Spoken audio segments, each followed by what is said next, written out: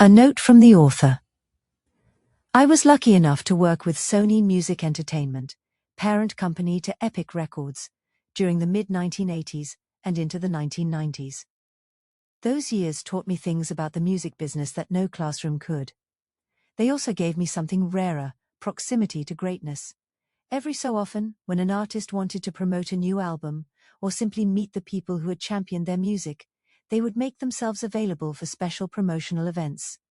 It just so happened that my branch had arranged an evening dinner in Washington, D.C. The occasion, a new Teena Marie release on Epic entitled IVORY, the setting, a fine restaurant, a grand piano positioned at the center of the room, and an artist who would spend the evening serenading the very people who believed in her. I was a huge fan. Most of the people I worked with were men and women from communities like mine, raised on funk, soul and R&B, who understood instinctively what Teena Marie represented. She wasn't a crossover novelty or a marketing experiment, she was the real thing. And so the evening carried the particular electricity that only exists when a room full of believers is about to be in the presence of someone they have carried in their hearts for years.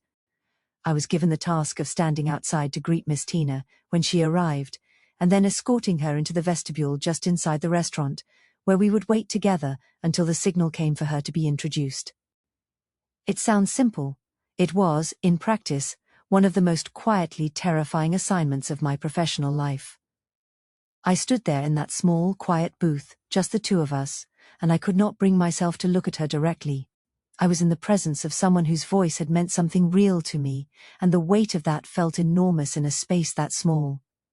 I fixed my eyes on the door, I straightened my jacket, I counted the seconds, and then she nudged me, gently, just a nudge, and she said, "Hi, I'm Teena." I laughed, I couldn't help it, the tension broke like a fever.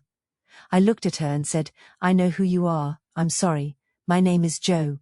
She smiled and nodded, and in that moment she was not a star. She was simply a woman who had noticed that a young man was nervous in her company and had taken the time, a small, deliberate, entirely unnecessary kindness, to let him know that it was all right. The signal came. I opened the door. She walked to the piano. I exhaled. I have thought about that moment many times over the years, not because it was dramatic, it wasn't, but because it revealed something essential about her character, that the records and the legal battles and the chart positions cannot fully convey. She saw people. In the middle of her own life, with all of its chaos and brilliance and pain, she had a gift for noticing the person standing next to her. We all counted, to her. Even a star-struck young man with nowhere to look. I recounted that story recently to my friend DJ, who listened, smiled, and then sent me a video clip of Teena on stage. Fire and power, and something that looked a great deal like joy. DJ said simply, "Hey, you should write a book about her." So here we are. I want to be clear about what this book is, and what it is not. The IVORY Queen of Soul is a biographical novel, which means it is built on documented history, corroborated accounts, legal records, and the testimonies of those who were in the room with her. But it is also a work of literary imagination. Some dialogue has been reconstructed, some interior moments have been rendered through the novelist's lens. The facts of her life are remarkable enough that I have never needed to invent drama. What I have done is bring her close enough, I hope, that you can hear her the way I did that night in Washington, D.C., not as an icon but as a woman, specific, imperfect, hilarious, formidable, and entirely, defiantly real. Thank you, DJ, for the nudge, thank you, Teena, for the lesson, and thank you, reader, for honoring one of the most singular musical souls this country has ever produced. Joseph Holder. Prologue. The morning after Christmas. Glendale, California. December 26, 2010. The house was quiet in the way that houses are only quiet when something has shifted inside them that cannot be shifted back. Alia Rose had slept beside her mother the night before, the way she had slept beside her every night for months now. One ear tuned to the sound of breathing, one hand close enough to reach. It was the vigil she had agreed to without agreeing to it, the way a daughter agrees to things that are never spoken aloud. You do it because the alternative is unthinkable, and so you don't think about it. You just do it. Her mother had gone to bed early. That was not unusual. What was unusual was the way she had said goodnight, standing in the doorway of the living room in her robe, looking at Alia with an expression that had no name, something between tenderness and the particular exhaustion of a person who has been carrying something heavy for a very long time, and can feel, distantly, the approach of a place to set it down. "I love you, baby," she had said. "I love you too, Mama." The door had closed softly. Now it was morning, and the California winter light was coming through the kitchen windows at a low, pale angle, and Alia stood in the hallway in her socks, looking at the closed door. She had woken naturally. No sound, no disturbance, just the sudden awareness of the quiet, which was the wrong kind of quiet, the kind that had texture and weight. She walked to the door. She put her hand on the knob. Later, years later, in interviews she would give, because her mother's story deserved to be told, and Alia had inherited her mother's courage, if not her mother's ease with the spotlight, she would not describe what she found in that room. What she would say, instead, was this: that her mother looked peaceful. That the room smelled like the perfume she always wore, that the morning light was kind. Those were the things she chose to carry forward, the rest she kept. Paramedics were called. They arrived quickly, the way they always arrive, with equipment and procedures, and the professional composure of people who have learned to hold tragedy at a functional distance. There was nothing to be done. The coroner would later determine, with the careful neutrality of medical language, that the cause of death was consistent with a fatal seizure event. Natural causes. The picture frame that had fallen on her head in a hotel room 6 years earlier. The one that had fractured something in the architecture of her brain, the one that had given her the seizure disorder that had rearranged the final chapter of her life, had claimed her at last, patient and unhurried as gravity. Mary Christine Brockert was 54 years old. She had been known by many names. Lady Teena, the Ivory Queen of Soul. She had been known for one quiet moment in a restaurant vestibule in Washington, D.C., by the name she was born with, Teena. Offered to a nervous young man who couldn't bring himself to look at her, offered gently, without ceremony, with the particular grace of someone who has never confused fame with importance. She was gone. The music was not. Start at the beginning.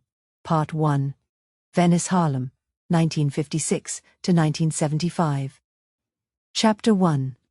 Banana Boat, Santa Monica Oakwood, Venice, 1958 to 1964. She was 2 years old the first time she made a room go quiet. It happened on a Tuesday morning in the kitchen of the Brockert apartment on the west side of Santa Monica, California. Her mother was at the stove. The radio on the counter was playing Harry Belafonte, Banana Boat song, the calypso bounce of it filling the small room. The Deo lifting off the speaker, with that Caribbean lightness that seemed to belong to a different latitude entirely. Mary Christine Brockert was seated on the linoleum floor, with a wooden spoon and a pot lid, conducting a private orchestra that only she could hear. And then she started to sing, not humming, not the approximate mimicry of a toddler finding the general neighborhood of a melody. Singing, the actual notes, the correct intervals, the phrasing shaped with a precision that had no business living in a 2-year-old body. Her mother turned from the stove, stood very still. The eggs began to scorch. Later, she would tell the story the way mothers tell the stories that define their children, with wonder that has been polished smooth by repetition, but has never lost its shine. "I thought the radio had gotten louder," she would say. "And then I realized it was her." This was the first fact of Mary Christine Brockert's life, before she knew what she was, before she knew what the world would make of her, or demand from her, or try to take from her. She had the voice. It arrived whole. It needed no instruction, no coaxing, no years of careful cultivation. It was simply there, the way certain things are simply there, the color of your eyes, the shape of your hands, the things that belong to you so completely that no one can ever fully reach them, no matter how hard they try. They would try. The Brockerts were a family assembled from the fragments of many worlds, Belgian on one side, Portuguese on another, Italian and Irish somewhere in the middle, and beneath all of it, running quiet and deep, a thread of Native American ancestry that no one spoke of directly, but that showed up in the particular set of Mary's cheekbones, and the way she could be absolutely still when she needed to be, still in a way that other children were not. Her father worked. Her mother raised the children, and managed the household with the calm efficiency of a woman who had learned early that most crises are manageable if you don't panic. They were not rich, they were not poor. They were the particular California version of working-class stability: a car that ran, a refrigerator that held food, a radio on the counter playing the music that was the common currency of the era. Santa Monica in the late 1950s was a city in the process of becoming something. The beach was there, flat and democratic, open to anyone who could get to it. The neighborhoods behind it were sorting themselves by the unspoken arithmetic of race and income that governed American geography in that decade, drawing invisible lines that everyone could see and few acknowledged openly. The Brockerts lived on the white side of one of those lines, in a neighborhood of small homes and apartment buildings where the lawns were kept and the streets were quiet on Sunday mornings. But that was about to change. When Mary was still very young, 4, perhaps 5, the years blurring together the way they do in early childhood, her family made the move that would determine everything. They relocated to the western edge of Venice, California, into a neighborhood directly adjacent to a place called Oakwood. The locals called it Venice Harlem. It was a historically black enclave, a community that had formed in the early 20th century when black families, excluded by law and custom from most of Los Angeles, had settled in the less desirable coastal land of Venice and built something out of it anyway. By the time the Brockerts arrived, Oakwood had 3 generations of culture embedded in its streets: gospel that came through church windows on Sunday mornings, jazz that leaked from the back rooms of certain establishments on Saturday nights, and the everyday music of a community that had learned to make beauty out of limitation. Mary was too young to understand any of this as history. What she understood was the sound. R&B from car stereos, gospel from open doors. The particular rhythm of a neighborhood that talked to itself through music. The way a song coming from one window would be answered, 2 houses down, by a different song that was somehow in conversation with it. She absorbed it the way children absorb the language spoken around them, not by studying it, but by living inside it until it became the only language she knew. Her godmother was a woman named Berthelyn Jackson. She was a black matriarch of the neighborhood, one of those women who exist in every community as a fixed point, the person whose kitchen is always open, whose counsel is given freely, whose presence makes the air in a room feel more stable and trustworthy. Berthelyn had known the Brockert family almost from the moment they arrived in the neighborhood, and she had taken a particular interest in Mary, with the instinct of someone who recognizes something in a child before the child can recognize it in herself. She was not Mary's godmother in the official certificate of baptism sense, though the ceremony had been observed. She was her godmother in the deeper sense, the woman who taught her how to listen, who sat with her in the kitchen and played records and said, hear that right there, that thing the bass is doing underneath. That is the feeling the whole song is carrying. You have to hear the bottom to understand the top." Mary heard the bottom. She always had. Berthelyn gave her the spiritual grounding that her own particular rootlessness required. Mary was of many things and entirely of none of them. Belgian, Portuguese, Irish, Native American, a girl with blue eyes growing up in a black neighborhood, belonging everywhere, in the way that people who belong nowhere entirely often learn to belong everywhere instead. Berthelyn's kitchen was the fixed point. The record player in that kitchen was the curriculum. "You're going to do something with this," Berthelyn told her once, when Mary was 7 or 8, after she had sung along to an entire mini Ripperton record, without missing a note, without straining for the high ones, without breaking the line. "I don't know what exactly, but you're going to do something." Mary nodded seriously, the way children nod when they don't fully understand the words, but understand the weight of them. She filed it away. At 8 years old, she tap danced on television. The episode of the Beverly Hillbillies was not by any measure a life-defining artistic achievement. She was listed in the credits as Teena Marie Brockert. She wore a costume. She did the steps she had rehearsed. The cameras rolled and then they stopped rolling, and that was that. Except for the thing that the experience planted in her, which was the knowledge that a stage, any stage, was a place where something real could happen between a performer and the people watching. She was 8 years old, and she already understood that exchange. The way the room changes when you're in it doing something true. The way people lean forward slightly, some animal part of them responding to the presence of someone who is not performing being real, but simply being real.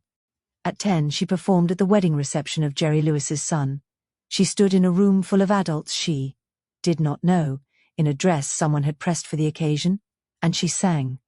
The room went quiet in the way that rooms had been going quiet around her voice since the kitchen in Santa Monica, since the 2-year-old with the wooden spoon and the perfect pitch and the radio she had outsung without trying.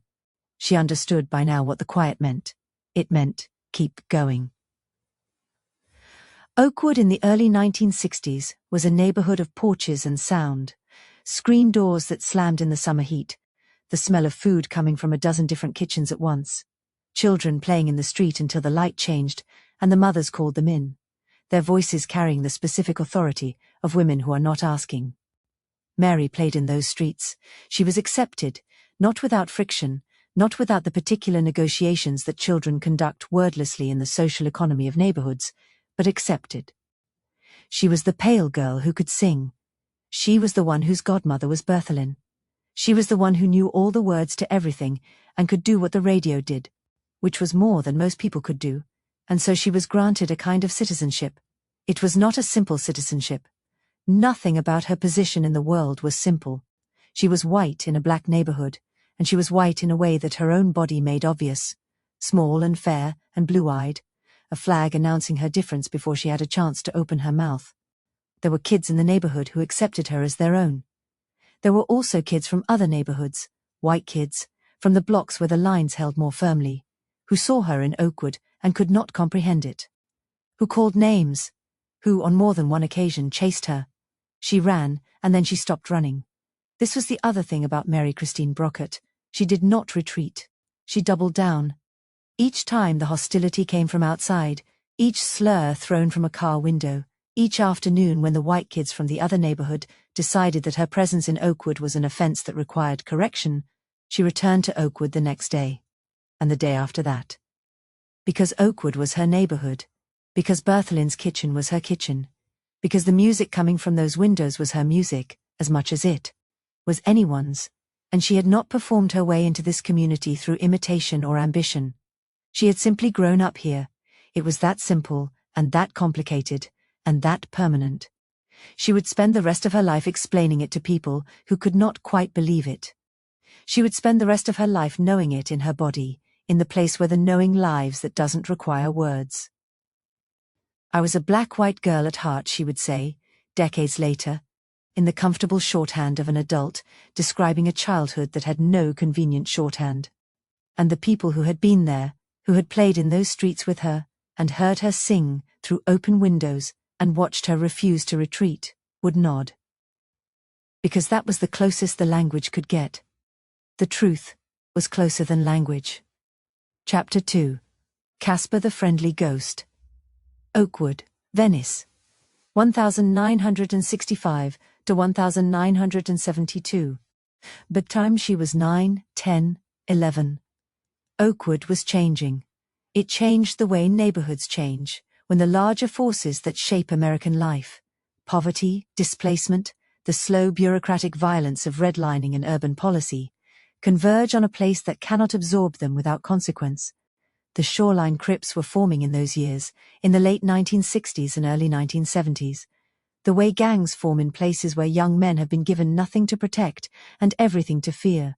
They claimed streets, corners, affiliations. The geography of the neighborhood acquired a new layer of meaning beneath the one Mary had always known. Beneath the gospel and the food smells, and the sound of Berthelin's record player, the danger was real. It would be dishonest to say otherwise. What is less clear, what has always been less clear, and what any honest accounting of her life must sit with rather than resolve, is the exact nature of Mary's relationship to that danger. The stories exist. They have existed for decades, passed through the informal channels of neighborhood memory and music world mythology, amplified by a particular kind of source that prizes revelation over verification. The claim is this: that teenage Mary ran errands for the shoreline crypts, that she carried things from one location to another, using her whiteness as a kind of camouflage. The pale girl from the neighborhood, who would be looked at and not looked at, who could pass through spaces that a black teenager could not without attracting a certain attention. That the gang gave her nicknames: Casper the Friendly Ghost, Vanilla child. There are no police records, no arrest reports, no documentation of any kind that would satisfy a court or a biographer operating in the strictest tradition of the form.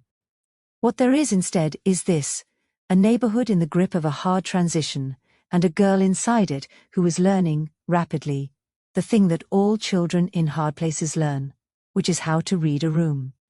How to make yourself legible to the people around you. How to move through space in a way that invites protection rather than threat. How to belong, when belonging is the only currency that matters. Whether she carried packages for the Crips or simply lived close enough to their world that the mythology attached itself to her later, the way mythology always attaches itself to people who become larger than life, is a question that cannot be answered with certainty. What can be said is this: she was there. Oakwood in those years was the reality she inhabited. Its dangers were not abstract to her. Its people were not strangers. She moved through it with the particular confidence of someone who has been accepted, and she moved through it with the particular wariness of someone who knows that acceptance is conditional and must be maintained. She was a chameleon. Rapid adaptation was survival. Her talent became her camouflage, and eventually her escape. She taught herself guitar when she was 11. Not from a book, not from lessons, not from any formal instruction of the kind that produces technically correct players who understand the theory of what they are doing. She taught herself the way she had learned to sing.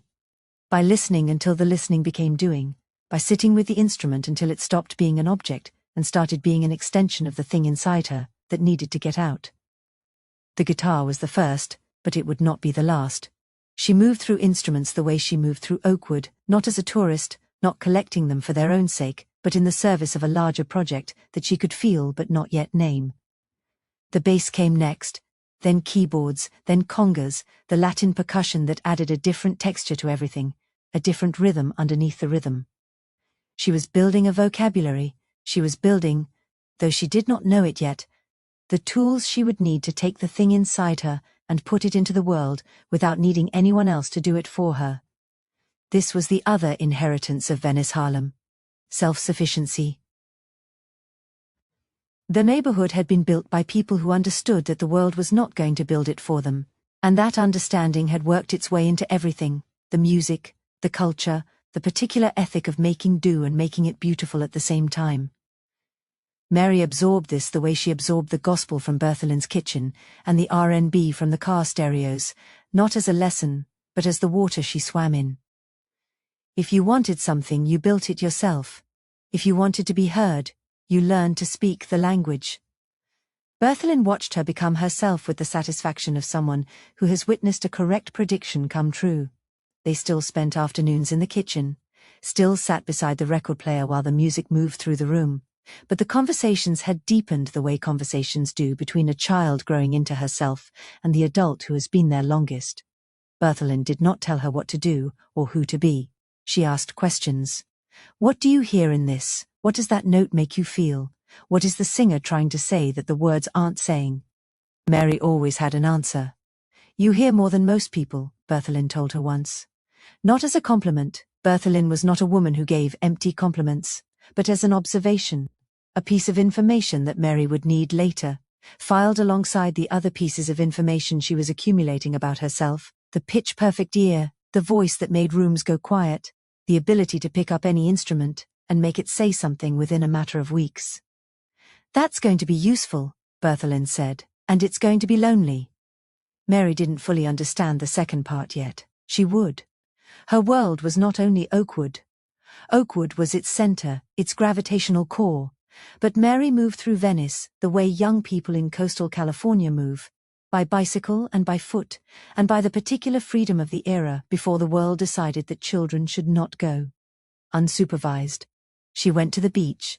She went to the library, where she discovered that the English literature section held the same kind of revelations as Bertholin's record collection, just in a different medium. That Shakespeare was doing with language something similar to what her favorite musicians were doing with sound, that Langston Hughes and Maya Angelou were in conversation with the gospel tradition, in ways that made the tradition larger and stranger and more powerful. She read everything. She retained everything. She was building, still, At school, she was the girl who could do the one thing that cut through every social division. The pale girl from the black neighborhood, neither fully here nor fully there, who opened her mouth and produced a sound that made every other category temporarily irrelevant. Talent, in school as in life, buys a particular kind of social safe passage. It is not the same as belonging, but it is something. She fronted local rock and R&B bands in her early teens, standing in front of boys who were older and louder, and considerably more confident than she was, and making them listen to what she heard in her head. They listened, because when she sang it they could hear it too. When she stopped a rehearsal to say no, that's not it, the bass needs to move here and hold there, they played it her way, because her way was right, and they knew it even before they could articulate why. She was learning, without knowing she was learning it, how to run a room. The nickname stuck. Not Casper, that one belonged to the mythology, to the stories that would come later and could not be fully verified. What stuck was the spirit of it, the pale girl who moved through the dark neighborhood like a friendly ghost, visible and invisible at once, belonging and not belonging, claimed by a culture that was not technically hers to claim, and claiming it anyway, with a sincerity that made the distinction feel beside the point. She was chased home by white kids who threw slurs at her for associating with black kids. She came back the next day. She was looked at sideways by people who didn't understand what she was doing in Oakwood, from both directions, from inside and outside. She kept moving. What she was doing, though no one would have described it this way at the time, was becoming. The voice was already there, the ear was already there, the hunger for instruments, for languages, for any way to get the thing inside her out into the world where it could be heard. That was already there too. What Venice Harlem gave her was the soul to carry it, the cultural depth that would make the voice more than technically impressive, more than a party trick, more than the novelty that the music industry would later, briefly, try to reduce her to. She was not borrowing a culture, she was not wearing it. She had grown up inside it, sustained by it, shaped by it, in the specific irreversible way that a childhood shapes a person. The music that would come later, the records, the charts, the legal battles, the Grammy won 13 years after her death. All of it had its roots in the kitchen, where Bertha Lynn played records, in the streets where the gospel came from the windows, in the afternoons she spent alone with a guitar, building the vocabulary she would need when the world finally gave her a stage large enough to use it. Venice Harlem was not her backstory, it was her foundation. Chapter 3. All the words she could find. Venice High School, 1970 to 1975. Venice High School sat on a long block-Iranian revival built in the 1930s, when someone believed that California's public school students deserved the visual vocabulary of classical architecture.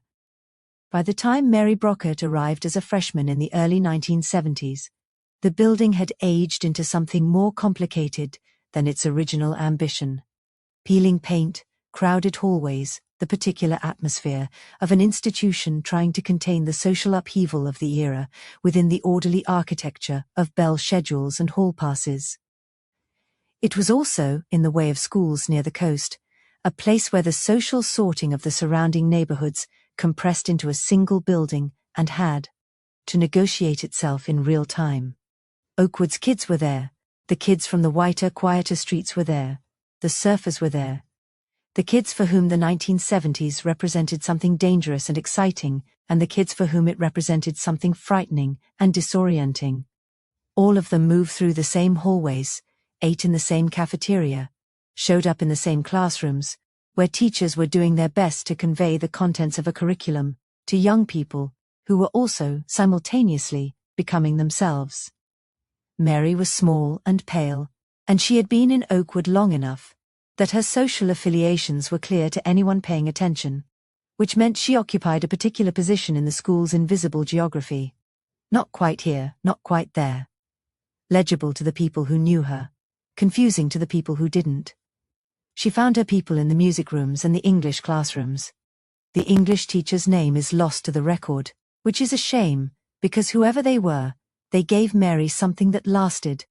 She read Shakespeare with the same attention she brought to records, not for the surface of the language, but for what was underneath it, the structures of feeling that the language was built to carry. The comedies, the tragedies, the histories. She read them as emotional documents, as attempts to say in words the things that were otherwise too complicated to get hold of. She understood, intuitively, that the man was working in the same tradition as the gospel singers she had grown up listening to, trying to make language do more than language was designed to do, trying to use words to reach the place where words stopped and something else began.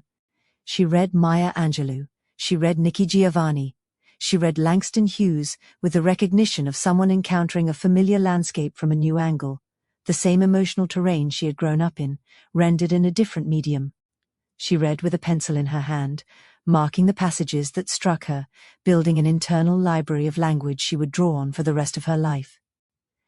Years later, standing in front of a microphone in a professional recording studio, she would name-drop all of them in a single rap verse. Shakespeare and Angelou and Sarah Vaughan and Nikki Giovanni, stitched together, in a breathless rhythmic declaration of her influences that would leave critics scrambling to categorize her and fans simply grinning. The verse was called Square Biz. It was several years in the future, but its library was being assembled in the English classrooms of Venice High School, in the margins of the paperbacks she checked out from the library and returned with her pencil mark still in them. She was making a map. She didn't know yet what territory it described. The bands were her other education. Venice High in the early 1970s had the informal ecosystem of musicians that most high schools of the era had. Kids with guitars and ambitions, basement rehearsal spaces, the democratic chaos of young people trying to make sounds that matched the sounds in their heads. Mary moved through several configurations, fronting rock bands, fronting R&B bands, adjusting her approach to whatever the ensemble required, while never quite losing the specific thing that her voice did, the thing that made it her voice, rather than a technically accomplished generic one. She learned, in these settings, the thing that formal music education often fails to teach: how to lead. How to communicate what you hear in your head to a room full of people who are hearing something slightly different. She had no formal authority in any of these bands. She was a teenage girl, in a world where teenage girls were expected to be singers, not directors. But she had the ear, and the ear gave her the authority that formal structures withheld. She would stop rehearsals. She would say, "That's not it." She would sing the part she wanted, the bass line, the drum pattern, the chord voicing. And the musicians would play it back, and it would be right, and everyone in the room would know it was right, and so they would defer to her without quite calling it deference. She was learning, without calling it learning, how to produce. She was learning how to be the general of an army she hadn't been given the authority to command, which meant she had to earn that authority on different terms, through the undeniable correctness of her hearing. It was a skill that would serve her for the rest of her life. It was also a skill that would cost her, in the particular way that women's competence costs them in rooms where they have not been invited to be competent. She paid that cost without complaint. She was used to it. The auditions were the other thing. Constant, grinding, the particular form of sustained optimism that young performers must maintain in order to keep going in the face of an industry that has developed sophisticated institutional mechanisms for saying no. She went to auditions all over Los Angeles. She sang for people in small offices and in large recording studios, and in the back rooms of establishments that presented themselves as something other than what they were. She was told she was good. She was told she was talented. She was told, occasionally, that the label wasn't looking for that sound right now, which was the industry's way of saying that they could hear what she was doing, but couldn't figure out how to sell it, which in the music business amounts to the same thing as saying it doesn't exist. She was a white girl who sang black music with an authenticity that the industry did not yet have a category for. The categories it had were white girls who sang pop and black artists who sang R&B. The space between was not a recognized commercial territory.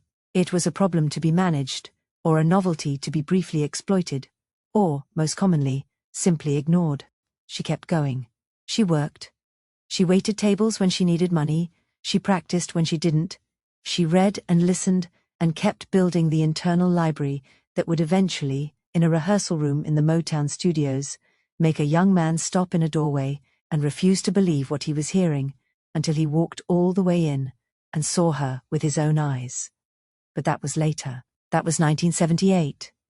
First there was 1975 and 1976, and the particular grinding patience of a young woman who knows exactly what she has and has not yet found the door that will let her bring it into the world.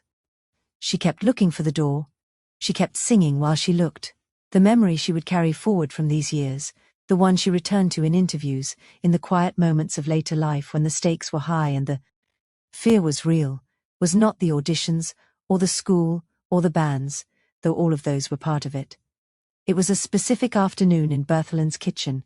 She was 15, maybe 16. The record player was going, Minnie Riperton, Lovin' You, the high notes of it reaching up past the point where most voices simply stopped existing.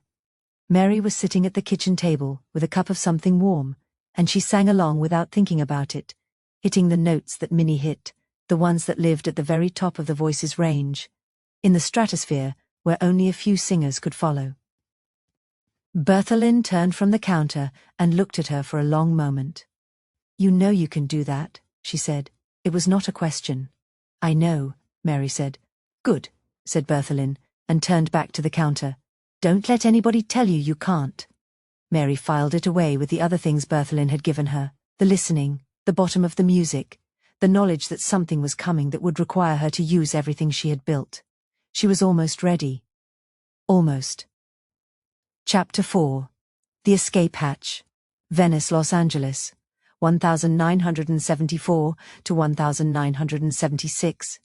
The Los Angeles music industry in the mid-1970s operated on a principle that was simple and largely invisible to those outside it. The industry did not discover talent. It discovered categories. Talent was everywhere. Categories were rare. A category was a market, a demographic, a radio format, a set of assumptions about who would buy a record and why and how often. If you were a young performer who fit neatly inside an existing category, the path before you was clear, if not easy. If you did not fit, if your sound defied the available containers, if your presence made the marketing department's job harder rather than easier, then you could have the talent of 10 people and still find yourself standing outside every door that mattered, unable to explain in a pitch meeting why anyone should take a chance on you. Mary Brockert, at 18, 19, 20, did not fit any available category. She knew this. She had known it since the first auditions, since the first politely delivered rejections that praised her talent in the same breath they declined to offer her a contract. She knew it the way you know the shape of an obstacle you have been living beside for years. Not with frustration anymore, not exactly, but with a kind of tactical clarity. If the door was closed, you found a different door. If the category didn't exist, you found the person with enough imagination to invent one. She kept looking. The auditions had a rhythm. She would learn about an opportunity through the informal channels that young musicians use. A friend who knew a session musician, who knew a producer who was looking for something. And she would show up at the appointed time with the particular combination of preparation and desperation that defines the early career of anyone trying to make something real happen in a business designed to disappoint. She sang. She was always good. She was sometimes extraordinary, the kind of extraordinary that made the person behind the desk sit up straighter, without quite realizing they were doing it, their body registering what the mind was still processing. And then the meeting would end, and there would be the polite exchange of numbers that everyone knew might or might not lead anywhere, and she would walk out into the Los Angeles afternoon and go home and practice some more. The bands continued. She fronted acts that ranged from competent to genuinely exciting, always bringing to the bandstand the same quality she had brought to Bertholin's kitchen, the absolute conviction that the music was real, that it mattered, that it deserved to be played as if the stakes were actual rather than theoretical. She had no patience for going through the motions. The musicians who played with her in those years would remember her, decades later, as someone who made rehearsals feel like performances and performances feel like something closer to ritual. She waited tables, she practiced, she read, she waited. The call, when it finally came, was not for her. Not directly. Motown Records was developing a film project, a movie about orphans, a concept that had emerged from the label's ongoing attempt to expand its presence beyond recorded music and into the larger entertainment landscape. The project needed young talent, and a connection in Mary's network had a connection at Motown, and the chain of introductions that followed was the kind that the music industry runs on: improbable, informal, held together by the mutual self-interest of people who are all trying to get somewhere. She auditioned for the film. She was 20 years old. The project was called The Innkeeper. It never got made.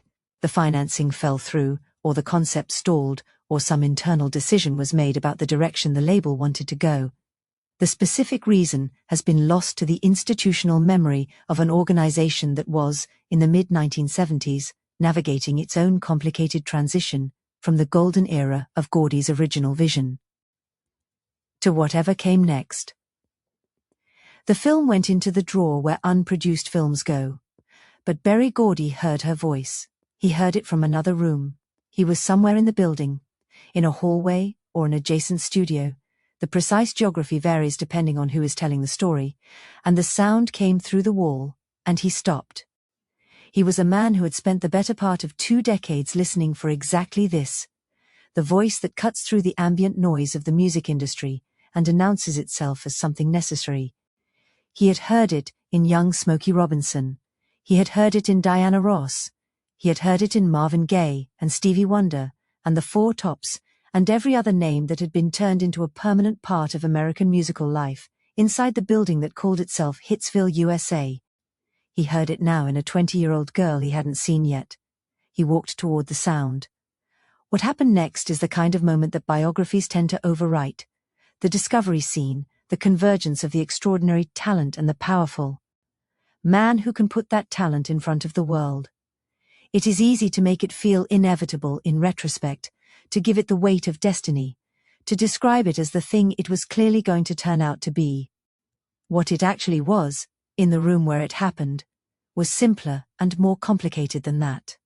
Berry Gordy told her to leave her band behind. He told her she would sign with Motown as a solo artist. He was a man accustomed to being the smartest person in the room about the music business, accustomed to making decisions quickly and correctly, accustomed to the authority that comes from having been right so many times that the record has become its own argument. He was also a man who operated within the assumptions of the industry he had built, and one of those assumptions was that artists who were offered the Motown imprimatur should feel, and should express, unambiguous gratitude. Mary felt gratitude. She also felt something more complicated underneath it, something she could not yet name, a wariness, a sense that the door she had been looking for this whole time might also be a trap, that what was being offered and what was being taken were not fully separable. She was 20 years old. She had been trying to get here for years. She signed. But first, before the pen touched the paper, before the contract was formal and irrevocable, she asked if she could take the paperwork home, to read it, to think about it. The executive across the table from her looked at her with an expression she would remember for the rest of her life. "What's wrong with you?" he said. "Don't you trust us?" She did not have a lawyer. She had not been told to bring one, and at 20 years old, in 1976, she did not know enough about the mechanics of the industry she was entering to understand that the absence of a lawyer in that room was not an oversight. It was a strategy. She signed. The pen touched the paper, and the door opened, and she walked through it, and behind her it swung shut with the quiet, definitive sound of something that has been engineered to close. She was inside Motown now. The question, though she did not know yet to ask it, was whether Motown was inside her, or simply around her, whether she had found a home or walked into a vault. She would spend the next 6 years finding out. Part 2: The Vault, 1976 to 1979. Chapter 5. Part 1976. She did not read all of it. She had asked to take it home, and been told, with the implication of disappointment in the executive's voice, that this was not how it was done, that the offer was being made in good faith, that the label had taken a chance on her, and this was the moment for her to take a chance back. And she was 20 years old. And she had been trying to get here for years, and the voice that was supposed to be her advocate in the room, the woman who had been assigned to manage her, Berry Gordy's brother's common-law wife, was nodding encouragingly across the table. She signed. Later, when she understood what she had signed, she would describe the contract with the careful, considered fury of someone who has had years to let the anger clarify into something useful. The terms were not unusual for the era. That was the thing that made them hard to argue with. Not that Motown had invented a new form of predation, but that what they had done to her was entirely standard, was the water that young musicians swam in, was the price that was simply understood to be the price of admission. $100 a week. That was the advance. In 1976, a year when the median American household income was somewhere around $12,000 annually, the label that had generated more hit records than almost any other institution in the history of American popular music, was paying a 20-year-old artist, an artist they believed in enough to sign, an artist whose voice had stopped Berry Gordy in a hallway, $100 a week. She could not hire her own manager. The contract specified that Motown would assign her management, and the management they assigned her was Winnie Jones, who was connected to the Gordy family in the way that made any pretense of independent advocacy structurally impossible. The person whose job it was to negotiate on Mary's behalf against the label was, in the most literal sense, in bed with the label's family. She had no independent legal counsel. The contract was an exclusive services agreement, meaning she could not record for anyone else, could not perform for anyone else, could not use her voice for commercial purposes outside the Motown umbrella without the label's explicit permission. The duration was open-ended in the way that open-ended things always favor the party with more lawyers. She was inside the vault now. The lock had turned from the outside. The first weeks were intoxicating in the way that all new beginnings are intoxicating before the reality of them comes into focus. Motown was a world. It had its own gravity, its own language, its own rituals and hierarchies and unspoken rules. To walk through its doors in 1976 was to walk into the living memory of a revolution. The photographs on the walls, the gold records in their frames, the sense that history had been made here and was still being made, or could be, if you were good enough and lucky enough, and sufficiently aligned with whatever Berry Gordy saw when he looked at the future. Mary was good enough. She had always been good enough, and now for the first time she was surrounded by people whose job it was to believe that, or at least to act as if they did. Producers, engineers, session musicians who had played on records she had listened to in Bertha-Lynn's kitchen. She was in the building, she was on the roster. She was, she told herself, on her way. The producers came first. Motown's system in those years was still shaped by the assembly line model that Berry Gordy had built in Detroit in the early 1960s. The idea that a label was not just a business that distributed recordings, but a factory that manufactured stars. That the raw material of an artist's talent was an input to be processed, shaped, refined, and ultimately turned into a product that could be sold at scale to a specific demographic. The demographic, in Motown's case, was Black America. The label had been built for Black audiences, by Black artists, under Black ownership. The first of its kind to achieve that combination at any meaningful commercial scale. This was its glory, and in Mary's case, its structural problem.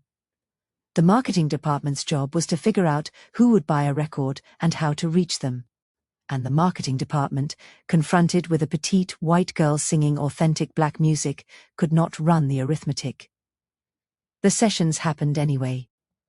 Hal Davis, Ronnie McNair, Kenny Kerner and Richie Wise, who had made their name discovering Kiss. Rotating producers, each one bringing their own approach, each one spending time in the studio with Mary, and coming away, if not with a releasable record, then at least with the confirmation of what Berry Gordy had heard through the wall. This was something real. The recordings went into the vault. Not metaphorically, actually. They were recorded, mixed, considered, and then shelved, held in the physical archive of a label that did not know what to do with them, and therefore did nothing. She practiced in the empty rehearsal rooms during the hours when no one needed them. This was how she managed the waiting, not by being passive, not by going home and hoping that the phone would ring with news that the label had figured out the arithmetic, but by continuing to build. She worked on her bass playing. She worked on her piano arrangements, the jazz-inflected voicings that didn't belong to any particular genre, but that felt, when she played them, like the sound of her own thinking. She wrote songs in the rehearsal rooms and in her apartment, and on the backs of whatever paper was available. She was accumulating, still. The other artists on the roster moved through the building around her. Rick James was there, in those years, already ascending, the punk-funk energy of him audible from down the hall. His presence in the building the kind that makes the air in a corridor feel slightly charged. She was aware of him the way you are aware of a weather system, as something in the environment that will eventually require your attention. The intersection came later. For now she practiced in the empty rooms and wrote songs that went into a different kind of vault, the internal one, where the things you make in private accumulate until the moment when you are finally given, or take, the chance to bring them out into the light. She was 3 years into her Motown contract before that moment came. 3 years of $100 a week, of sessions that went nowhere, of demos that filled shelves in a building that was running out of patience for a problem it had not yet solved. And then Rick James walked down the hallway, and heard someone playing Stevie Wonder on the piano, and stopped. Chapter 6.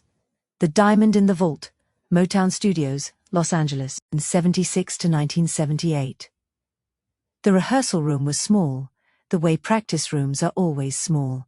An acoustic consideration that doubles as a philosophical one, the space scaled to the work rather than to any idea of the person doing it. A piano along one wall, a folding chair, a stand for sheet music that she never used, because the music she was working on didn't exist on any sheet yet. It existed in her head, where it had been living for years, waiting for the precise moment when the right tools and the right solitude came together. She played in those rooms the way she had played in Bertha Lynn's kitchen. For herself, not for anyone else, not for the label or the producers or the industry that had locked her into an exclusive contract and then spent 3 years being unable to figure out what to do with her. For herself, the piano, the bass she had brought in and propped against the wall, the notebooks filled with arrangements in her small, precise handwriting, the demos accumulated, the shelves filled. Berry Gordy listened sometimes. He would sit in the control room with the tracks playing and give the expression that the people around him had learned to read, the slight tightening around the eyes that meant he was hearing something, but was not yet hearing the thing the something needed to be. Not right. Not for us. Not yet. The tracks went back to the archive. She was a diamond in the vault. The vault did not know what diamonds were worth. The mathematics of the situation were these: Motown had signed her on the basis of a voice that was, by any objective measure, extraordinary, multi-octave, gospel-rooted, technically precise and emotionally immediate in a way that the two qualities rarely coexist. Berry Gordy had heard it through a wall, and walked toward it, with the instinct of a man who has spent his professional life in proximity to that particular frequency of human expression, and knows, in his body before he knows in his mind, when he is hearing something real. He had signed her, he had paid for her, he was paying, in the most technical sense, for her continued presence in the building at $100 a week. And he could not release her record. The problem was not the music. The problem was the category, which is to say the problem was the market, which is to say the problem was the long American history of segregated radio, and segregated retail, and the carefully maintained fiction that black audiences and white audiences existed in separate, non-overlapping universes, and that music produced for one could not be sold to the other. In practice, this fiction had never been entirely true. The history of American popular music is, at its core, a history of those fictions being violated, of sounds crossing the lines that the industry drew, of audiences responding to something real in music, regardless of the racial identity of the person who made it. But the industry's structures, the formats, the demographics, the marketing categories, lagged behind the actual behavior of actual listeners by years, sometimes by decades. Motown had signed white artists before: Debbie Dean, Chris Clark, the rock band Rare Earth. They had been treated, internally, as experiments, interesting anomalies, potential crossover opportunities, problems to be managed rather than artists to be developed with the same investment and intention that went into developing Diana Ross or Marvin Gaye. Mary was not a crossover experiment. She was the real thing, which made her, from the marketing department's perspective, a more complicated problem than a crossover experiment would have been. You could sell a crossover. You could not easily sell something that defied the premise of the sale. So they shelved her. And they shelved the next set of demos. And the set after that. She was not passive in her waiting. This needs to be said, because the image of the artist shelved by a label has a particular cultural resonance. The talented young person gathering dust, the tragedy of potential unrealized, the system doing what systems do to individual expression, and that image, while not false, is incomplete. She was building, always building. The bass playing became something that session musicians, who heard everything, would later describe as authoritative, a word they used with the specific precision of people who spend their professional lives distinguishing between players who are technically capable and players who have something to say. Her lines had a bubbling energy, a physical pop, the sense of a musical idea fully committed to. She was developing, in those small rooms, the hands-on technical authority that would later allow her to walk into a studio full of veteran male musicians and command the session not through any formal hierarchy, but through the undeniable correctness of what she heard and what she could demonstrate. She wrote, the songs that accumulated in those years would not all see release. Some would be shelved with the demos, some would be reworked and reworked until they were almost unrecognizable from their origins. Some would simply become part of the internal curriculum, the training ground for a craft that was being developed in private before it would ever be tested in public. But the writing was never wasted. Every song was a lesson in what the next song needed to be. She listened to everything. The records that came through the Motown building, the sessions happening in the studios next to her rehearsal room, the city of Los Angeles playing itself out beyond the windows. The music in restaurants and on buses and from cars stopped at lights, the continuous soundtrack of a place that had built an entire cultural industry around the idea that sound could be both art and commerce, that the two were not only compatible but necessary to each other.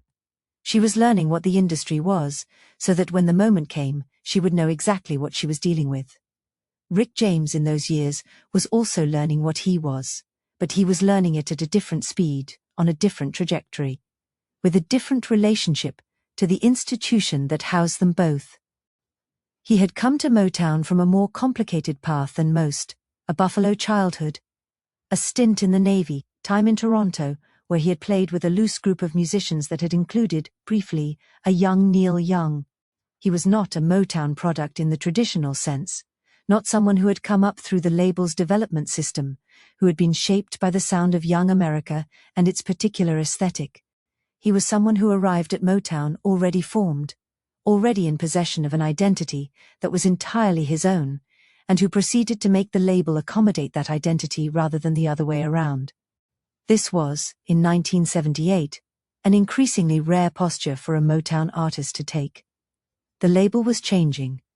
Berry Gordy had moved the operation from Detroit to Los Angeles in 1972, and the move had been more than geographical. The original model, the integrated songwriting and production teams of the early years, the house band and the quality control meetings and the assembly line precision, had given way to something looser, more expensive, more responsive to the individual star's demands.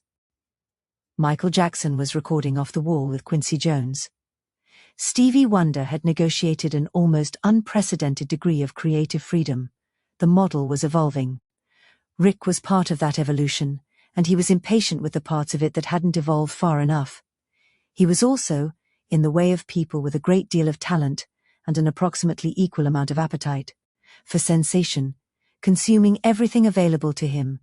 The success, the studio time, the women, the drugs, the late nights, the particular electricity of someone who has arrived at the place they have been trying to get to and is determined to inhabit it as fully as possible. He was not, by any conventional measure, the right person to mentor a young artist trying to establish herself in the industry. He was, despite that, or because of that, or through some more complicated alchemy that does not reduce to simple causation, exactly the right person to unlock the vault. The piano she played was against the wall in rehearsal room C, or D, or whichever letter designated the small practice space she had claimed as her own in those years of institutional limbo. She had been playing for an hour, maybe two. She was working on a progression, a chord voicing that kept wanting to go somewhere specific and kept not quite arriving, the musical equivalent of a sentence that won't resolve. She heard footsteps in the hallway. They slowed, they stopped, she kept playing. She had learned in the months she had spent in this building to ignore the sounds of the hallway, the comings and goings of people who were going somewhere she wasn't, not yet. She kept her hands on the keys, and her attention on the progression that wouldn't resolve. Then the door opened. She looked up. He was standing in the doorway with an expression she could not immediately categorize. Not the polite professional assessment of a producer looking at a potential project, not the casual curiosity of someone who has heard a sound and wants to confirm what made it. Something more immediate than either of those things.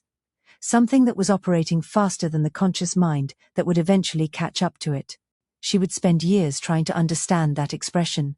She would write songs about it and around it, songs about what it meant to be seen in the specific, complicated way that Rick James saw her in that doorway, seen as a musician first, as something extraordinary first, before any of the other categories had a chance to intervene. "What are you doing?" he said. It was not quite a question. "Playing," she said. He came into the room. He sat down. He listened. The progression that had been refusing to resolve, found, in the presence of someone listening to it with that quality of attention, the place it had been trying to get to. She played it through. The room held the sound after her hands left the keys, the way small rooms hold sound, compressed, intimate, more present than the same notes would be in a larger space. Rick James was quiet for a moment, that stretched in the way moments stretch when something is being decided. "Motown has you," he said. "Motown has me," she said. He nodded slowly, looking at a point somewhere beyond her left shoulder, the look of a man running calculations. "I'm going to fix that," he said. She didn't know yet what fixing it would cost. She didn't know yet what Rick James cost, as a presence in your life, the warmth and the genius and the darkness that came as a set, indivisible, the price of admission to a creative partnership that would produce some of the most emotionally resonant music of its era. She knew he was the disruption she had been waiting for. She said, "Okay." And that was how it started. Chapter 7. The Munchkin White Girl, Motown Studios' Wild and Peaceful Sessions. Rick James had made a decision. It was not the kind of decision that gets made in a conference room, with the benefit of spreadsheets and market research and the cautious input of people whose job it is to manage risk. It was the kind of decision that gets made in a small practice room, when a sound moves through your chest in a way that makes the rest of the conversation. The one about Diana Ross, about partial production credits, about Motown's preference for controlled collaboration. Suddenly feel beside the point. He went to Berry Gordy. The offer on the table, at that moment, was significant. Motown wanted Rick to produce Diana Ross, the label's reigning queen, the woman whose career had defined what Motown could achieve when it brought all of its resources to bear on a single artist. It was a significant assignment. It was also an assignment that came with conditions, specific tracks, limited control, the kind of arrangement that recognizes a producer's talent while simultaneously ensuring that the talent operates within a defined perimeter. Rick did not want a defined perimeter. "I'm not doing the Ross project," he told Gordy, in the account that has come down through multiple sources, with the consistency that attaches to stories that have been told many times because they contain something essential. "I'm going to produce the white girl you have sitting on the shelf." The audacity of this, turning down Diana Ross, the Queen of Motown, in favor of an unsigned, uncategorizable 22-year-old who had spent 3 years recording demos that went nowhere, was not lost on anyone in the building. It was the kind of move that only someone with Rick James's precise combination of leverage and recklessness would attempt. He had the leverage because his own career was ascending rapidly, because Come Get It was on its way to becoming a significant commercial success, because Motown needed what he had. He had the recklessness because it was built into him, the way certain things are built into certain people and cannot be educated or managed out of them. Gordy agreed. Or Gordy relented. The distinction matters less than the outcome. They went into the studio. The recording of Wild and Peaceful was the first time Mary Brockert heard herself, the way other people would hear her. She had spent years in rehearsal rooms and practice spaces, and the occasional small club, producing the sound in real time, living inside it, unable to get the distance from it that would allow her to hear it the way a listener would. The studio changed that. The studio put the sound on tape and then played it back through speakers, and she sat in the control room and heard herself from the outside. Heard the voice the way Rick had heard it through the rehearsal room door, the way Berry Gordy had heard it through a wall, the way every person who would eventually buy this record would hear it. It was a strange and vertiginous experience. Not because she was surprised by the quality of it, she knew, in the way that people with genuine gifts know, what her voice could do. But hearing it outside her own body, separated from the physical sensation of producing it, she could understand for the first time why the people who heard it stopped. Why the room went quiet. The voice had a weight that she had not been able to fully perceive from inside it. A density, a quality of presence, the sense of a personality so fully committed to each note that the listener felt the commitment land in their own chest. Rick heard this. Rick had always heard this.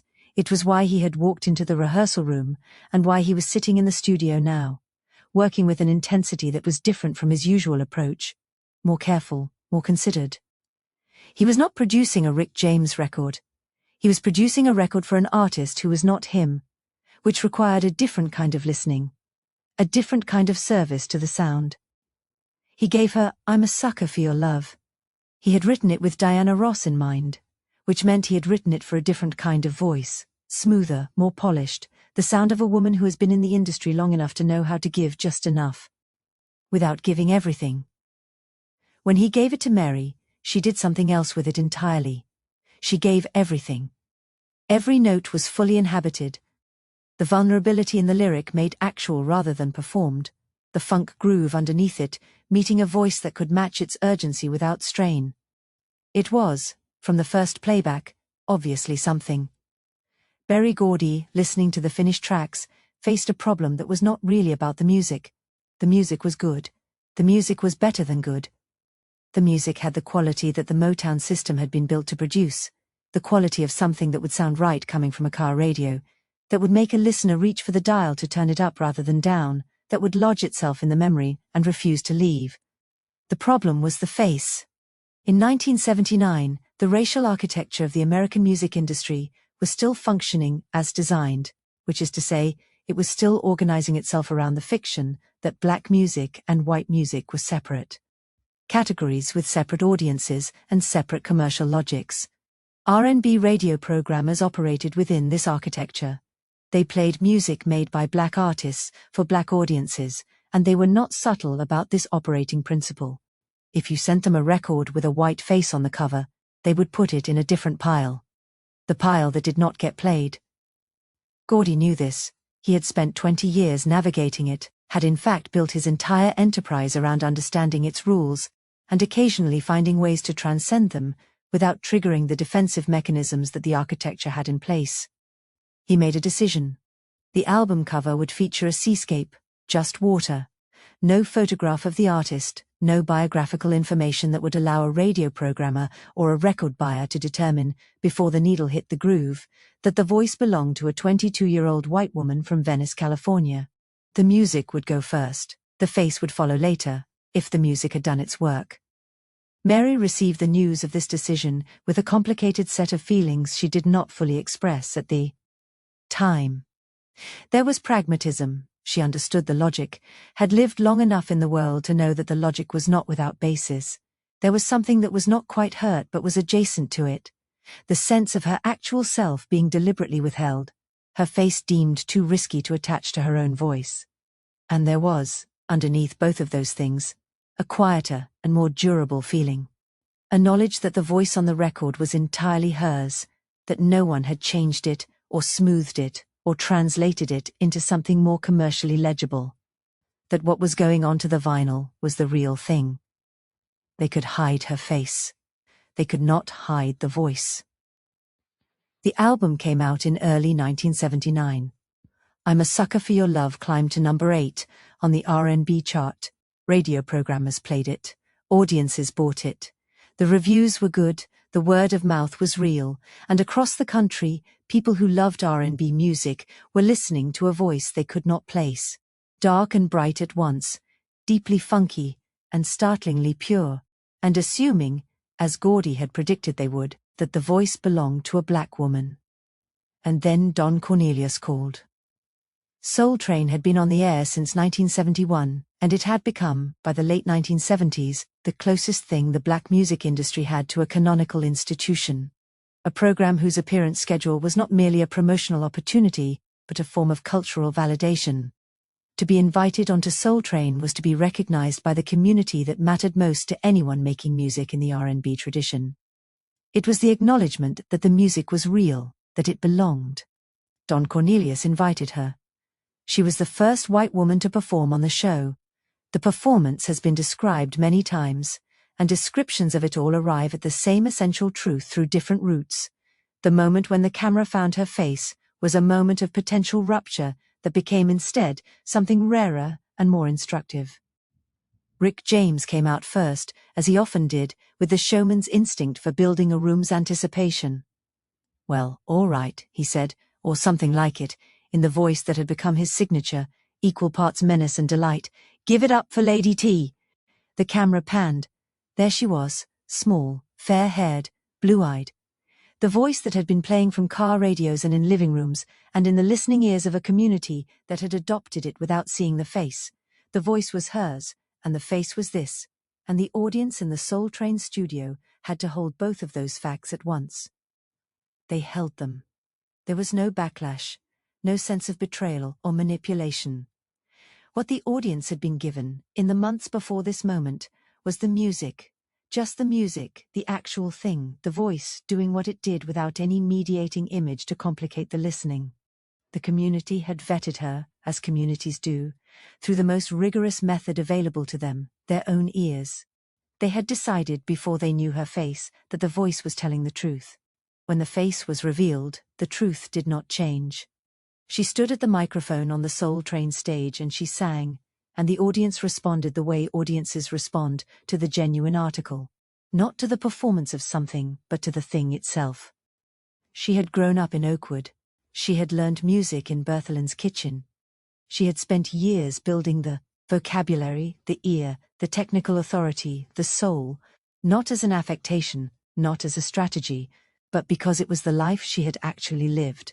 The camera caught her face, and the community received her.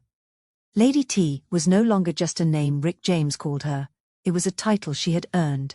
Standing in the wings after the performance, she exhaled for what felt like the first time in months.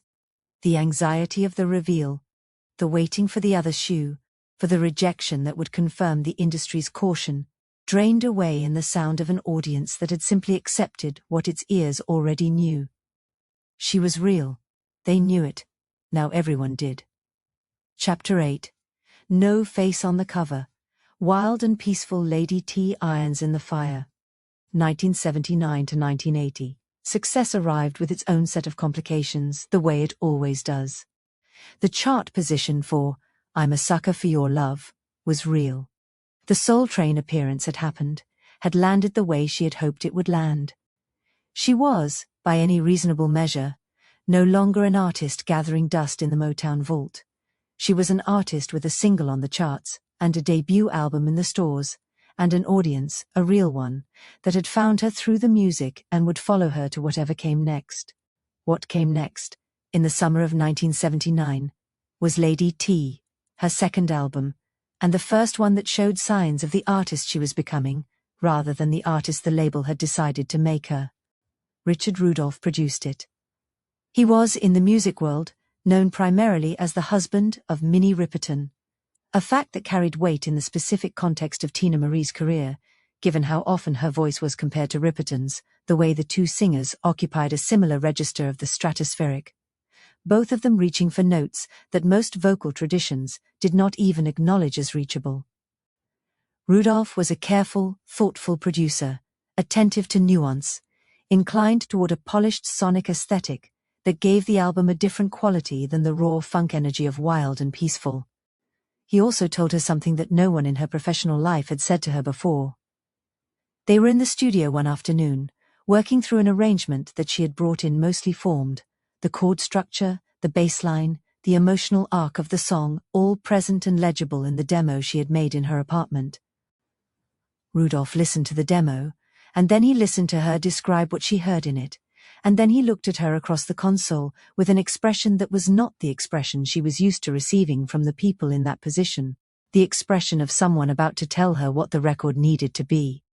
"You don't need me," he said. It was not a complaint, it was not a concession. It was an observation delivered with the clinical precision of someone who has spent years in the business of assessing what an artist requires, and has arrived, honestly, at the conclusion that the assessment is simple. She did not know, in that moment, whether to be flattered or alarmed. Both, she would decide later, both. Berry Gordy told her something similar, and it was the most unexpected thing he could have said. She had gone to him about the third album. About the question of who would produce it, what direction it would take, how to build on the momentum of the first two without repeating them. Gordy was not, by this point in his career, a man who gave a great deal of his time to the developmental questions of individual artists on his roster. He was running a company, managing a legacy, navigating the business pressures of an industry that was changing faster than most of its institutions could adapt to. His conversations with artists were typically strategic rather than intimate. This one was different. "Don't bring anybody in," Gordy told her. "They'll use your ideas and take the credit." She sat with this for a moment. It was not, coming from Berry Gordy, an idealistic statement about artistic integrity.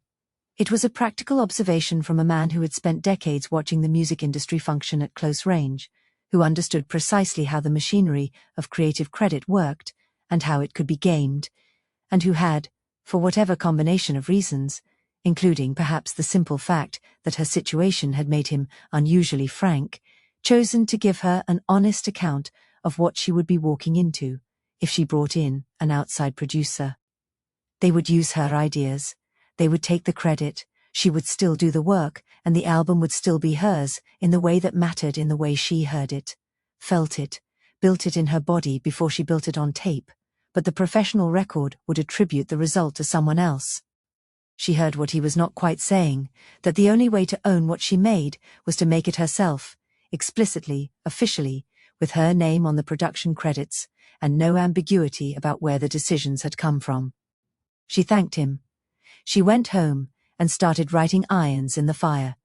The album sessions took place in Motown's Red Room, a studio known among the musicians who worked in it for its particular acoustic quality, a dryness, a closeness, an absence of the ambient reverb that gives larger rooms their sense of space. The Red Room put you in the music. There was nowhere to hide in it, no wash of reflected sound to soften the edges of what was being played or sung. What you brought into that room was what the tape would capture, with nothing added and nothing removed.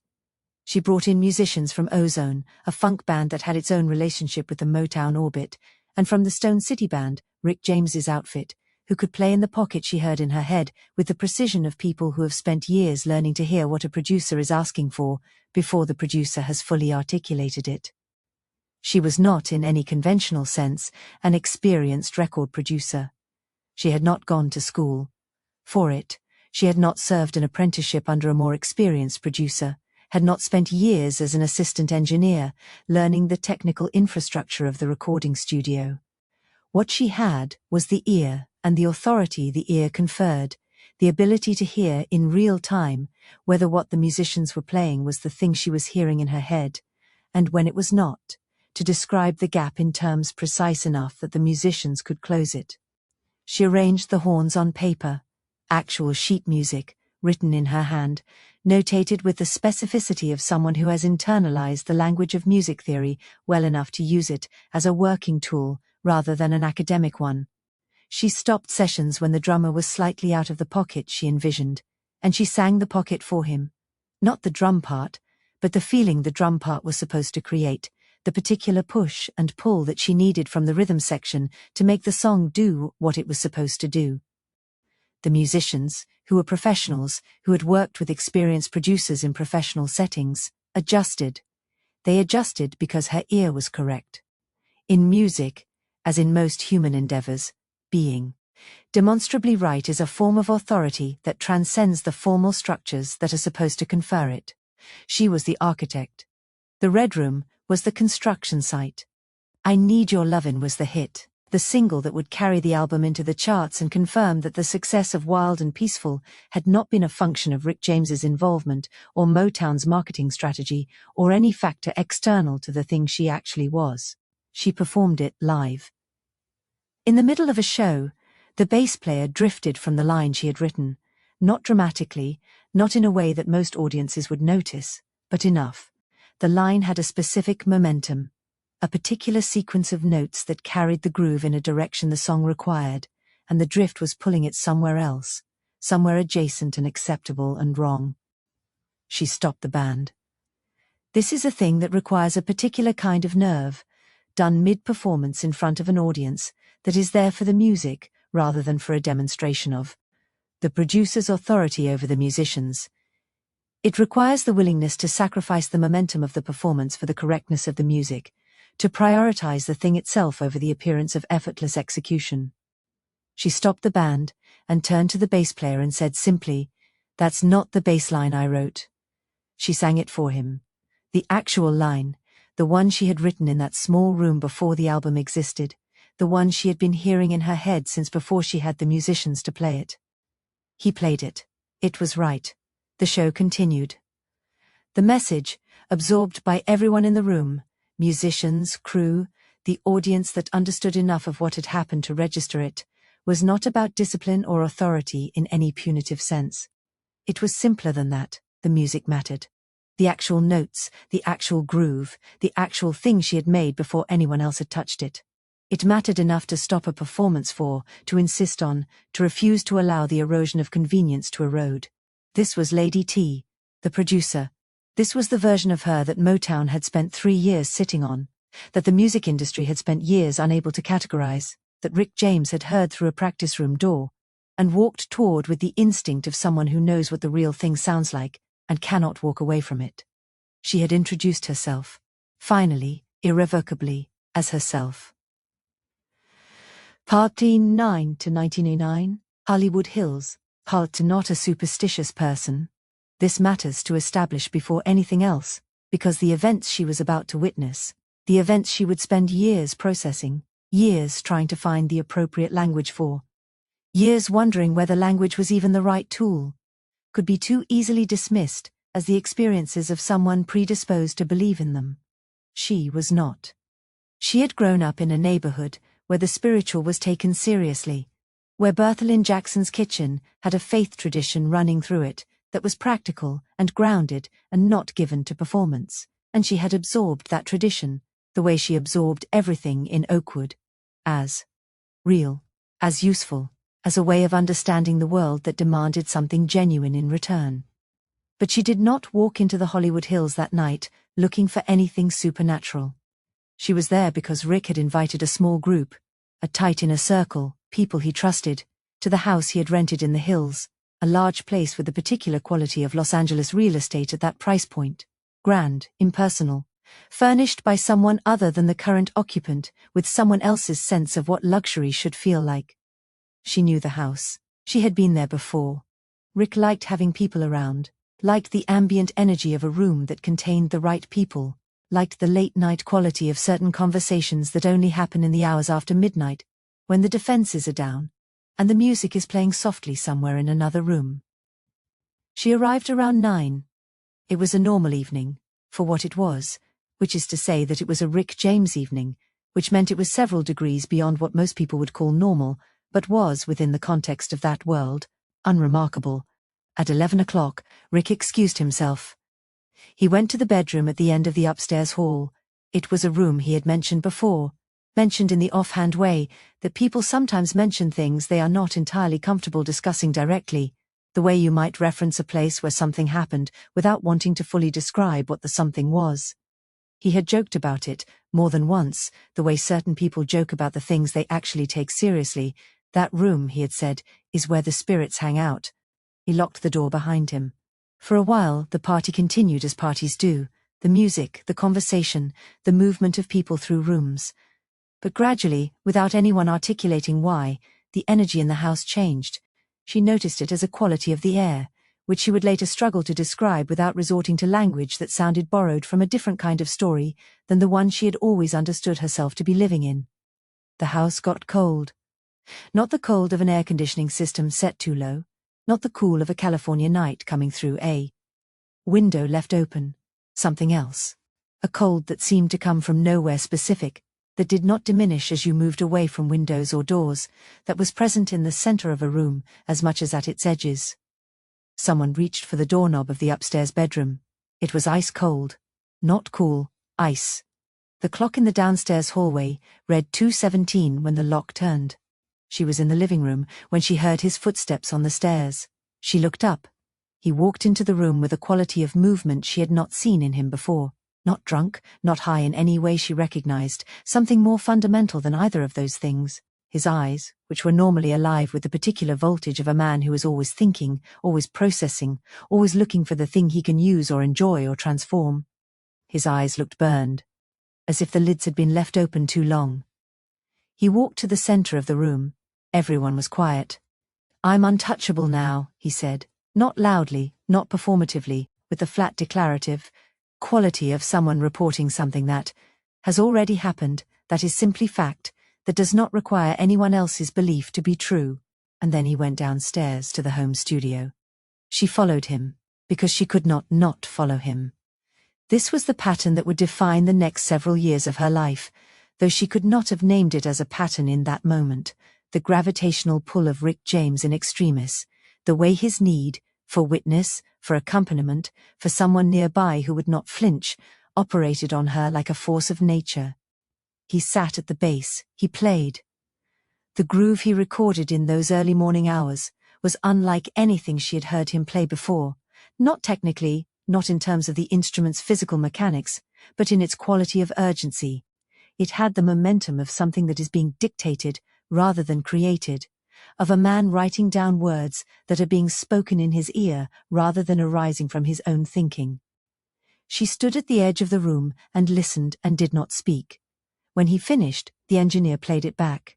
The bass groove was there, the room's ambience was there, and at the 17-second mark, underneath the groove, at a frequency just below the threshold where conscious attention lived, but just above the one where the body stops registering sound, a voice. A whisper. 2 words, "Do it, Rick."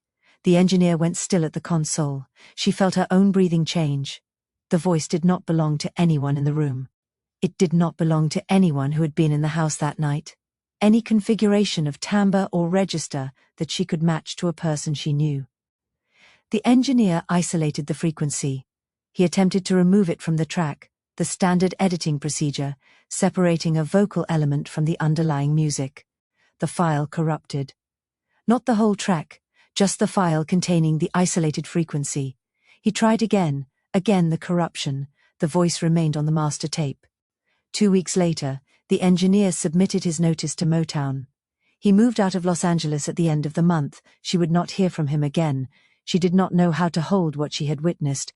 She was a woman who had grown up with a real spiritual inheritance, who had absorbed from Berthelin's kitchen and from the gospel tradition of Oakwood a sense of the world that made room for things that the secular rational framework could not easily accommodate. She was not, because of that inheritance, credulous. Berthelin was not a credulous woman, and the tradition she had handed on was not one that encouraged credulity. It was one that encouraged attention. Pay attention. Listen to what is actually happening. Don't talk yourself out of what you witnessed because the alternative explanation is more comfortable. She had witnessed this. She also knew that Rick's relationship to chemical substances was not a simple variable in any accounting of his behavior. She had seen what cocaine and other substances did to the perceptual landscape of the people around her, had learned to read the difference between a person who was intoxicated and a person who was in some other state, and she was not willing to say, definitively, that what she had witnessed was a function of chemistry rather than something else. What she was willing to say, then and for the rest of her life, was this: it happened. The room went cold, the doorknob was ice. He came out of that bedroom with burned eyes and announced that he was untouchable, and then he went downstairs and played a bass groove that had a whispered voice in it, and the voice said, "Do it, Rick," and the engineer quit and left Los Angeles. Those were the facts as she had them. The interpretation she left open. She would not close it, even years later, even when the interpretations available became more complex and more terrible. She left it open because the truth of what she had experienced could not be reduced to any single framing, without losing something essential. And she had never been willing to lose essential things for the comfort of a simpler story. She was still, in all the ways that mattered, the girl from Bertholin's kitchen. She paid attention. Chapter 10. Lady T. Irons in the Fire Sessions, Motown's Red Room, 1980. The practical consequence of Rick James's expanding darkness was that he became professionally unreliable. This is not a condemnation, it is a fact rendered in the neutral language that facts require before they can be understood. Rick James was one of the most talented musicians of his generation, and he was also, by 1980, a man whose relationship to the substances that were consuming more and more of his life made him difficult to schedule, difficult to depend on, difficult to build around in any sustained professional way. He was there, and then he wasn't. And when he was there he was brilliant, and when he wasn't there, the project had to move without him. Teena moved without him. Lady T, her second album, had been produced by Richard Rudolph, a careful collaborative process that had taught her more about the architecture of record production than she had expected to learn from it. The album sounded polished, contained, structurally sound. It also sounded to her ear slightly perpendicular to what she actually heard in her head, slightly more contained than the music she was carrying inside her. When Rudolph told her she didn't need him, she heard it as both permission and instruction. When Berry Gordy told her not to bring anyone in, that they would take her ideas and her credit, she heard it as the same thing, spoken in a different key. She didn't need them. She didn't need anyone. She had never needed anyone. She had simply not until now been in a position where that truth could be formally recognized. The preparation for Irons in the Fire was the work of months. She wrote the songs in the way she had always written, in her apartment, at her piano, at 3 in the morning when the city was quiet enough to hear what was actually in her head, rather than what the ambient noise of the day had placed there.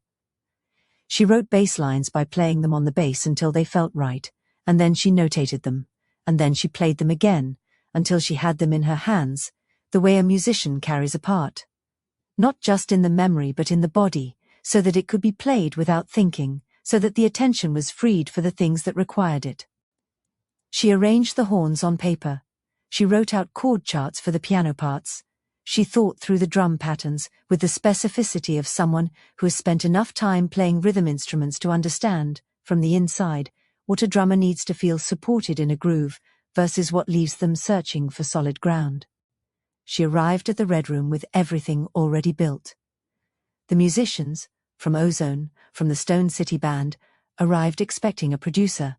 What they found was something more specific than a producer, a composer who knew exactly what she wanted and could demonstrate it on their instrument if they needed her to. She could play the bass line she had written. She could sing the horn arrangement. She could sit behind the drum kit and show the pocket she was hearing, though she was quick to clarify that she was not the drummer and that the actual drummer, who was better at this than she was, would understand it faster if she sang it than if she played it. They understood. There is a kind of professional respect that has nothing to do with hierarchy and everything to do with competence. The recognition that comes when someone in a room demonstrates, plainly and without performance, that they know exactly what they are doing. She earned that recognition in the Red Room not by announcing her authority, but by exercising it, correctly and consistently, until there was no longer any ambiguity about where the decisions were coming from. "I Need Your Lovin'" was the track that made her.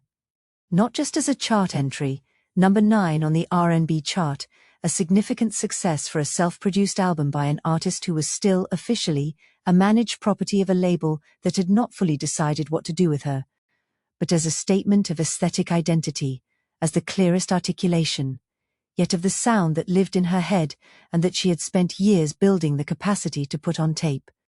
The bass line was hers, every note of it, written in her apartment at 3 in the morning, notated in her hand, played for the session musicians until they could play it back to her the way she had played it for them. When she stopped the show to correct the bassist who had drifted from it, that specific, characteristic, unapologetic interruption of the performance in the service of the music, she was not making a point about authority. She was making a point about the bass line. The bass line mattered. It had always mattered. It would always matter. The groove was not decorative, it was structural, the thing the song was built on, the thing that made the song do what the song was supposed to do to the person listening to it. If the bass line was wrong, the song was wrong, and she was not interested in performing a wrong song in front of an audience that deserved the right one. This was the philosophy. It did not change. The album was irons in the fire, and it was the first time she had introduced herself as herself, not as the protégé, not as the managed property, not as the marketing problem that the industry had not yet solved. As the artist. The complete, self-contained, architecturally sovereign artist, who wrote the songs and played the instruments, and arranged the horns and directed the sessions and corrected the bass lines, and never, not once, asked for anyone's permission to be exactly what she was.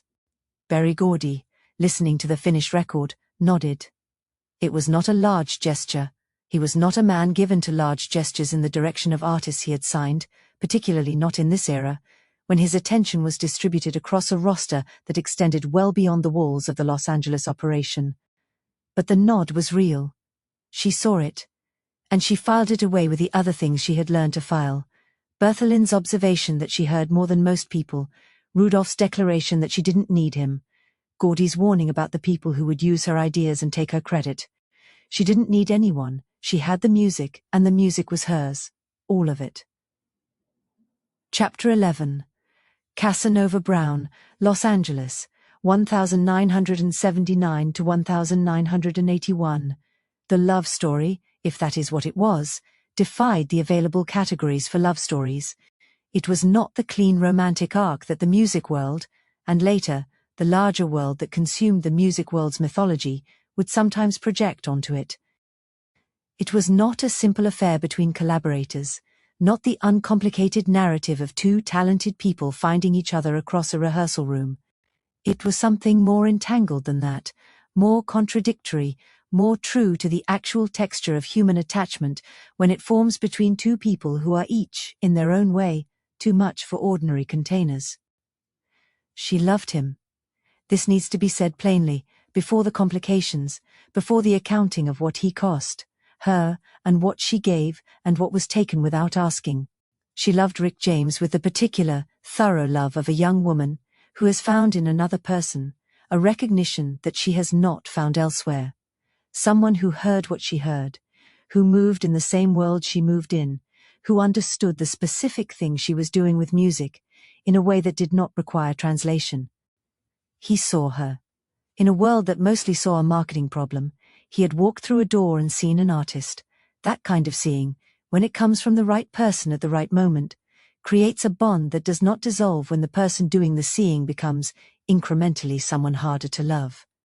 Rick James was becoming, incrementally, someone harder to love. He told the story of their romantic beginning in his autobiography, with the candor and the self-mythologizing that characterized his relationship to his own history. Pittsburgh, he said. That was where it had happened. He had claimed, in the way that men of a certain generation and temperament claim things, that the song Portuguese Love was about him, about the two of them, about a specific night in a specific city that had produced a specific quality of feeling that she had then translated into music. She disputed this, later and on the record. Portuguese Love, she said, was about someone else entirely, a different relationship, a different feeling, a different set of events that had nothing to do with Rick James and Pittsburgh and whatever he had convinced himself had happened between them. The song that she had actually written about Rick, the song that carried the emotional truth of what it was to love him, was Casanova Brown. She described it as being deeply steeped in the pain of his constant infidelity. This was the architecture of their relationship, laid out in song titles, his version, which was romantic and self-congratulatory, and cast him as the great love of her life, and hers, which was honest, which was about infidelity and heartbreak, and the particular anguish of loving someone, who is incapable of loving you back in the way that you need, who gives you enough to keep you, but not enough to sustain you, who breaks your heart repeatedly, and offers, each time, just enough to make the next break possible. She stayed. She stayed because her romantic love had shifted into something that operated differently, a protective instinct that was as much maternal as romantic, a sense that Rick James, without someone nearby who would not flinch, was Rick James hurtling toward a disaster that she might not be able to prevent but could not walk away from and call herself whole. She was his witness. She had been his witness since the Hollywood Hills, since the burned eyes and the ice-cold doorknob and the voice on the tape. She could not stop witnessing now, simply because witnessing him was painful. This was not, she understood much later, a healthy set of reasons to stay. It was, however, the honest set of reasons. She was not performing loyalty, she was living it, with all the cost that living it entailed. The music they made together in this period had the quality that only comes from two people who are telling the absolute truth about their relationship through the medium of sound. Fire and Desire was the eventual apex of this. But before that album, before that recording session, there were years of collaborative work that carried the same charge, the same sense of two people whose creative lives were so intertwined with their personal lives, that the music functioned as both product and therapy, as both art and evidence. She wrote about him without softening the portrait. Casanova Brown was not a vengeful song, she was not, by temperament, a vengeful person, but it was an accurate one. It named what he was with the specific, unsparing clarity of someone who has looked at a difficult truth for long enough to be able to describe it without flinching. He was a Casanova. He was beautiful and brilliant, and absolutely unable to confine himself to one person, one relationship, one contained emotional reality.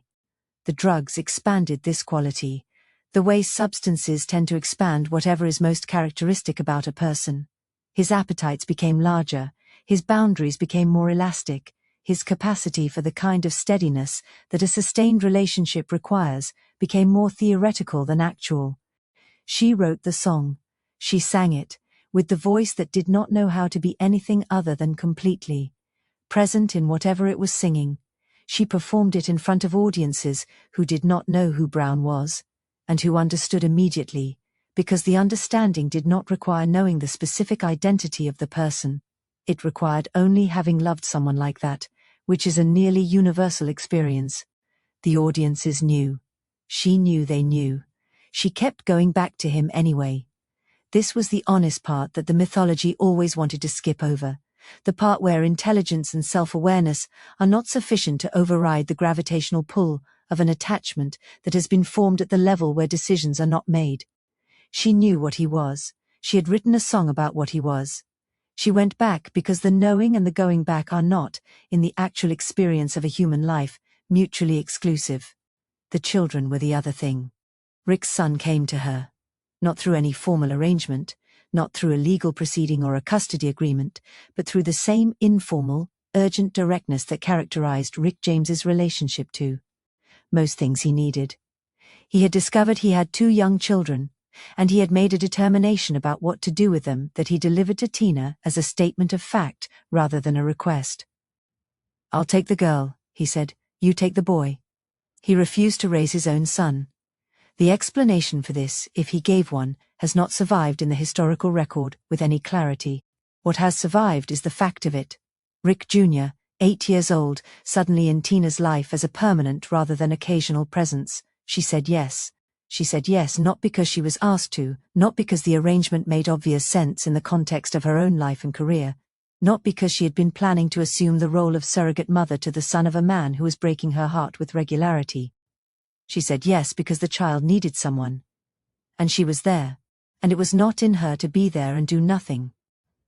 Berthelin had taught her this without ever stating it directly, that the people around you are your responsibility. Not in the abstract, bureaucratic sense of institutional responsibility, but in the immediate, human sense of being present, when presence is what is needed. Rick Jr. was 8 years old, and he needed someone to show up. She showed up. She would raise him as her own.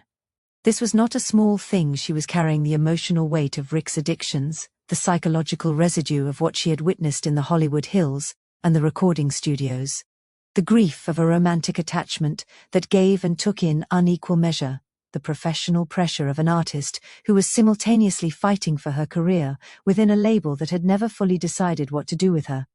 And now a child. She carried it all.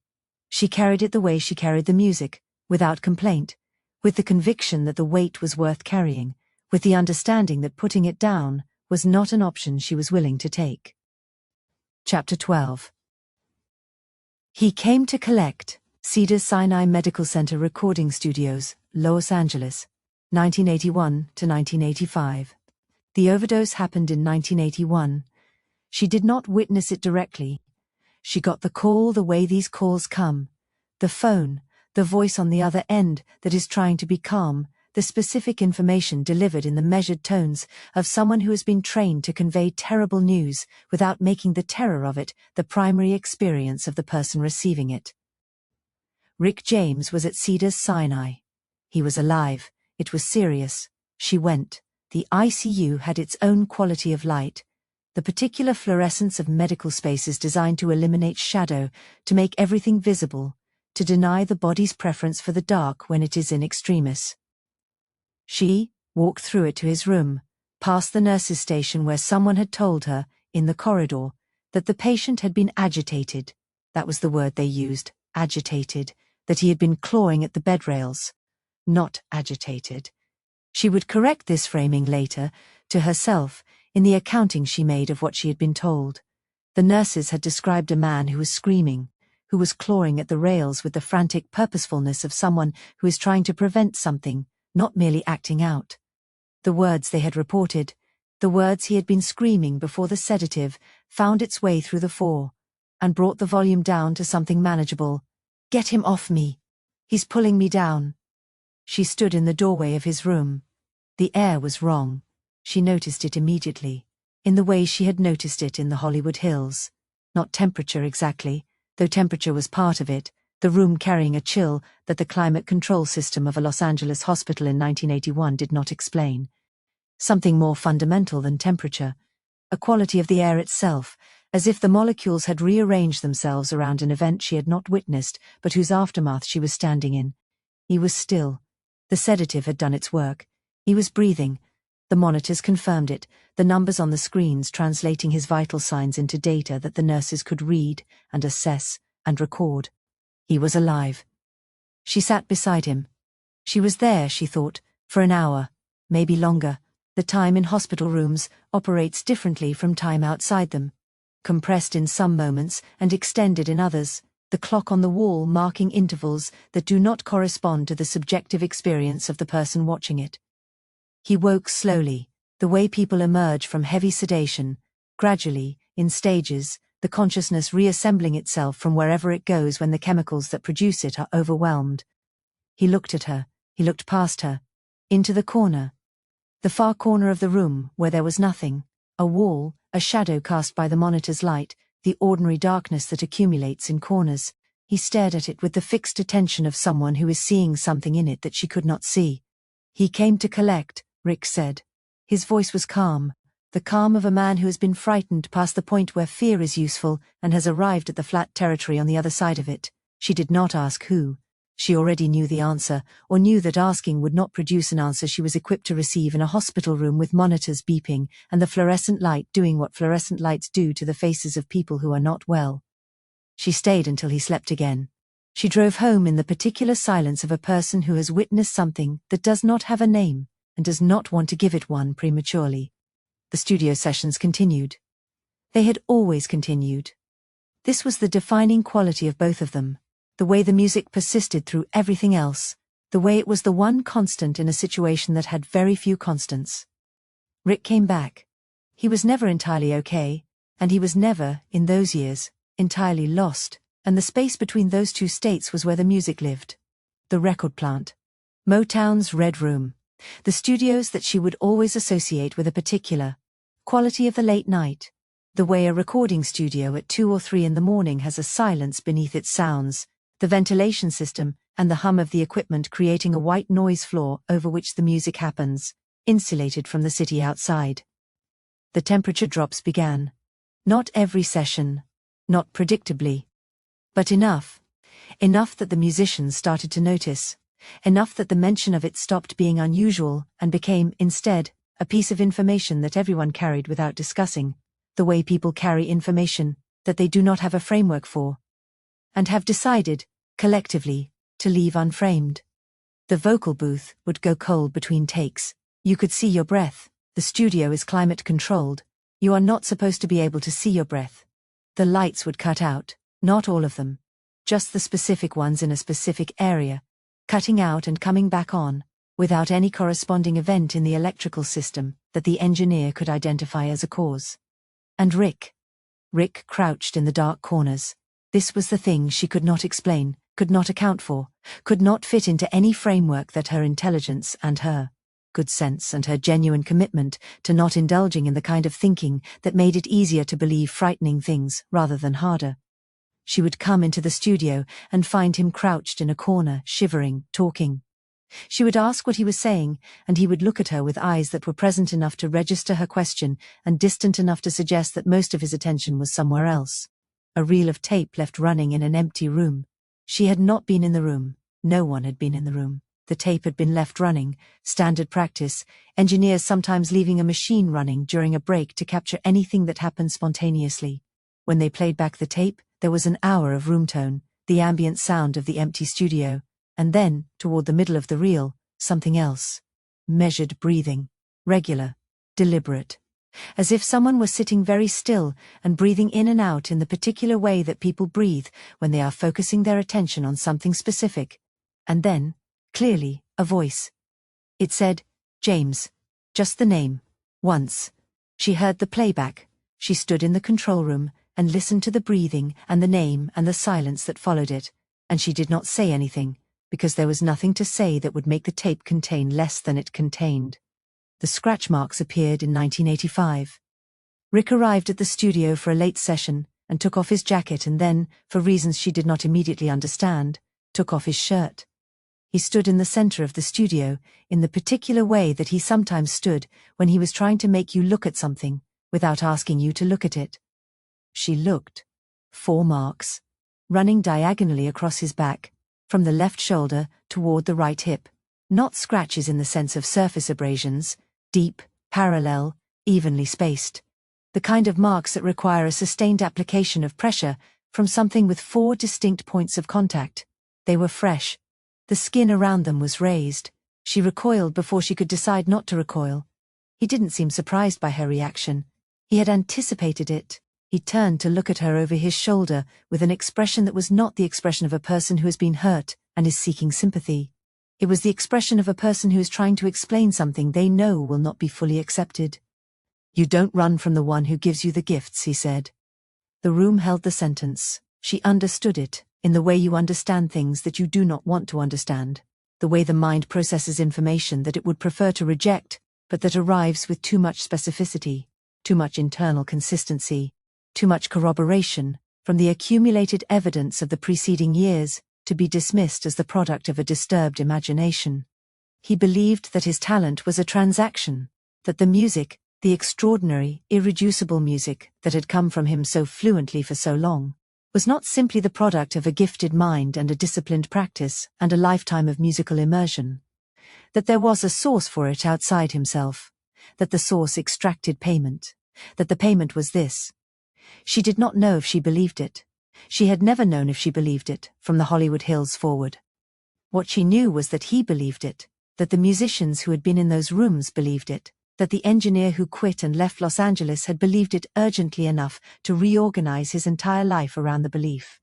What she also knew was that she was still here, and that she would keep coming back, because the alternative was leaving him to face it alone, and she was not built for abandonment. She never had been. Chapter 13. Fire and Desire. The Record Plant, Los Angeles. 1981. Rick was recording Street Songs. It would become his masterpiece, the album that consolidated everything his career had been building toward, that took the punk-funk energy of the early records and the emotional depth of the later ones, and fused them into something that felt, to the people who heard it, inevitable in the way that great albums feel inevitable, as if the music had always existed and was simply waiting for this specific person at this specific moment to bring it out of the air and onto tape. He had written a duet for it. He had written it for the two of them, for the specific quality of sound that existed between their voices, his raw and urgent and carrying always the slightly dangerous edge of a man who is operating very close to his own limits, hers, which could match his intensity and then exceed it, could go to the places his voice could not follow, could take the emotional temperature of a song and raise it past the point where the listener could remain comfortably outside of it. The song was called Fire and Desire. He needed her to record her parts. She had a fever of 102 degrees. The number is precise in the accounts that survive, reported with the specificity of someone who checked the thermometer and has never forgotten what it read. Because the number is part of the story, the physical reality against which everything that happened next must be understood. 102 degrees is the body running hot, the immune system deployed, the internal temperature elevated past the range that normal function supports. It is not a condition in which a person should be standing in a recording studio. It is a condition in which a person should be in bed, horizontal, with water and medication, and the absence of demands. She was shivering. She was sweating through her clothes. She could not stand for extended periods without the particular lightheadedness that comes when the body is spending most of its resources on fighting something internal, and has very little left over for the ordinary requirements of being upright and conscious. Rick's engineers were on the phone to backup singers. This was the professional logic of the situation, the calculus that studio time and album schedules impose. If the primary vocalist cannot perform, you bring in the secondary vocalist, you record what can be recorded, you meet the deadline. It is not heartless. It is how records get made under conditions that are not ideal, which is how most records get made. She would not allow it. Not because she was possessive in a small way, not because she wanted the credit or the exposure or the chart position. Because the song was hers in the way that mattered most. It was about them, about the specific, irreducible, impossible relationship between her and Rick James, the fire and the desire and the cost of both. No backup singer knew what she knew. No other voice had the specific content that this song required, had been. Present in the Hollywood Hills and at the ICU and in the studio with the cold corners, and had loved him anyway, had written Casanova Brown and come back anyway. The song required her. She got in a car. The drive to the record plant, in that condition, took a quality of determination that most people do not have access to, because most people have not spent the preceding years building the specific kind of internal infrastructure that makes that kind of determination possible. She had been building it her whole life, in Oakwood, in the rehearsal rooms of Motown, in the Red Room sessions of Irons in the Fire, in the ICU, beside a man who told her things she did not want to know and went back to anyway. She arrived at the studio. She walked into the vocal booth. The booth had a quality that all vocal booths share, a smallness, a silence, the particular acoustic dryness that allows the voice to be captured without the reflections that would complicate the engineer's job of isolating it. She stood in it with a fever of 102 degrees, and her coat still on because the cold of the studio, the regular cold, not the other kind, was reaching her in a way it would not reach a person whose body was operating normally. The headphones went on. She heard the track in her ears, the groove, the bass, Rick's vocals sitting in the space where her response was supposed to land. She heard the shape of what the song needed from her, the specific emotional geography that her part was supposed to navigate, not just the notes, not just the range, but the feeling, the specific quality of being in love with someone who is also destroying you, the way desire and grief exist simultaneously in a person who cannot leave and cannot stay without cost.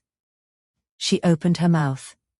What came out was, by the account of every person in the control room that night, by the account that has been repeated enough times across enough independent sources to be considered reliable, the performance of her life. Not in the technical sense, though technically it was extraordinary. The high notes reached and held and released with a control that a body running at 102 degrees was not supposed to have. The phrasing shaped with the precision of someone who is thinking clearly, the emotional gradations rendered with a specificity that requires complete presence. But beyond the technique, the truth of it, the way she sang as if the stakes were real, which they were, which was precisely the thing that no backup singer could have provided, because no backup singer had lived what she had lived. She sang it once, a single take.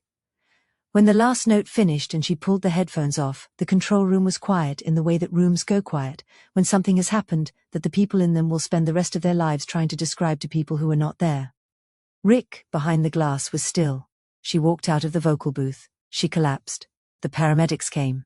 Back to the hospital, back to the fluorescent lights and the monitors and the clinical care of people whose job it is to stabilize the bodies of people who have overextended themselves in ways that the body cannot absorb. She let them take her. She had done what she had come to do. Fire and Desire would be released on Street Songs in 1981. It would never chart, an anomaly given the quality of the recording and the commercial momentum of the album around it. An anomaly that has never been satisfactorily explained, and that stands as one of the minor mysteries of the era's pop music landscape. It would become, despite the absence of a chart position, one of the most enduring recordings of the decade. The kind of song that people return to because it contains something that most music does not, a quality of experience that only forms when two people are telling the complete truth about each other. She had told the truth. She always had. Part 4, The War, 1982 to 1983. Chapter 14. Don't You Trust Us? Motown Records, Los Angeles, 1982. The sentence came back to her at 2 a.m. in her kitchen. She was alone. Rick Jr. was asleep down the hall. The city outside the window was doing what Los Angeles does at 2 a.m. Not sleeping exactly, but quieter, the ambient noise lowered to the frequency of a place that never fully stops but occasionally pauses. She was sitting at the kitchen table with a cup of coffee she had made and not drunk. And the sentence was in her head the way certain sentences lodge themselves. Not as a memory exactly, but as a thing that has become structural, that is now part of the architecture of how you understand yourself and your situation. What's wrong with you? Don't you trust us? The executive who had said it in 1976 had said it with the ease of someone deploying a tool they have used many times before, in many rooms, with many young artists who did not have lawyers and did not understand the document in front of them and were too grateful for the opportunity to push back on the guilt that was being placed on them for wanting to understand what they were signing. She had not pushed back. She had not pushed back, and now it was 1982, and she was 6 years into a contract that had paid her $100 a week for the first 3 of those years, that had shelved her recordings with the bureaucratic indifference of an institution managing inventory rather than a label developing an artist, that had assigned her a manager with an irresolvable conflict of interest and told her this was for her benefit. She had made them money. This was not a contested fact. The albums had charted. I Need Your Lovin' had been a genuine hit. Irons in the Fire had demonstrated, without ambiguity, that she was a self-contained creative entity who could produce commercially successful music without the support of the label's production infrastructure. She had made them money, and they had paid her a fraction of what the money was worth, and now they were refusing to release her new material. Not because the material was bad. She knew it was not bad. She had made it with the same care and rigor and complete investment she brought to everything, and it was good, and they were not releasing it, and because of the exclusive clause in the contract she had signed at 20 years old without a lawyer, she could not take it elsewhere. They had locked her in, and stopped the clock. She sat at the kitchen table at 2 a.m. and let the anger clarify, the way anger sometimes clarifies when you have given it long enough to burn off the heat and become something cooler and more durable. What remained, after the heat, was a very simple question. What was she going to do about it? She was going to fight. She did not make this decision dramatically. She did not pound the table, or make a phone call in the dark, or do any of the things that decisions of this magnitude are sometimes represented as requiring.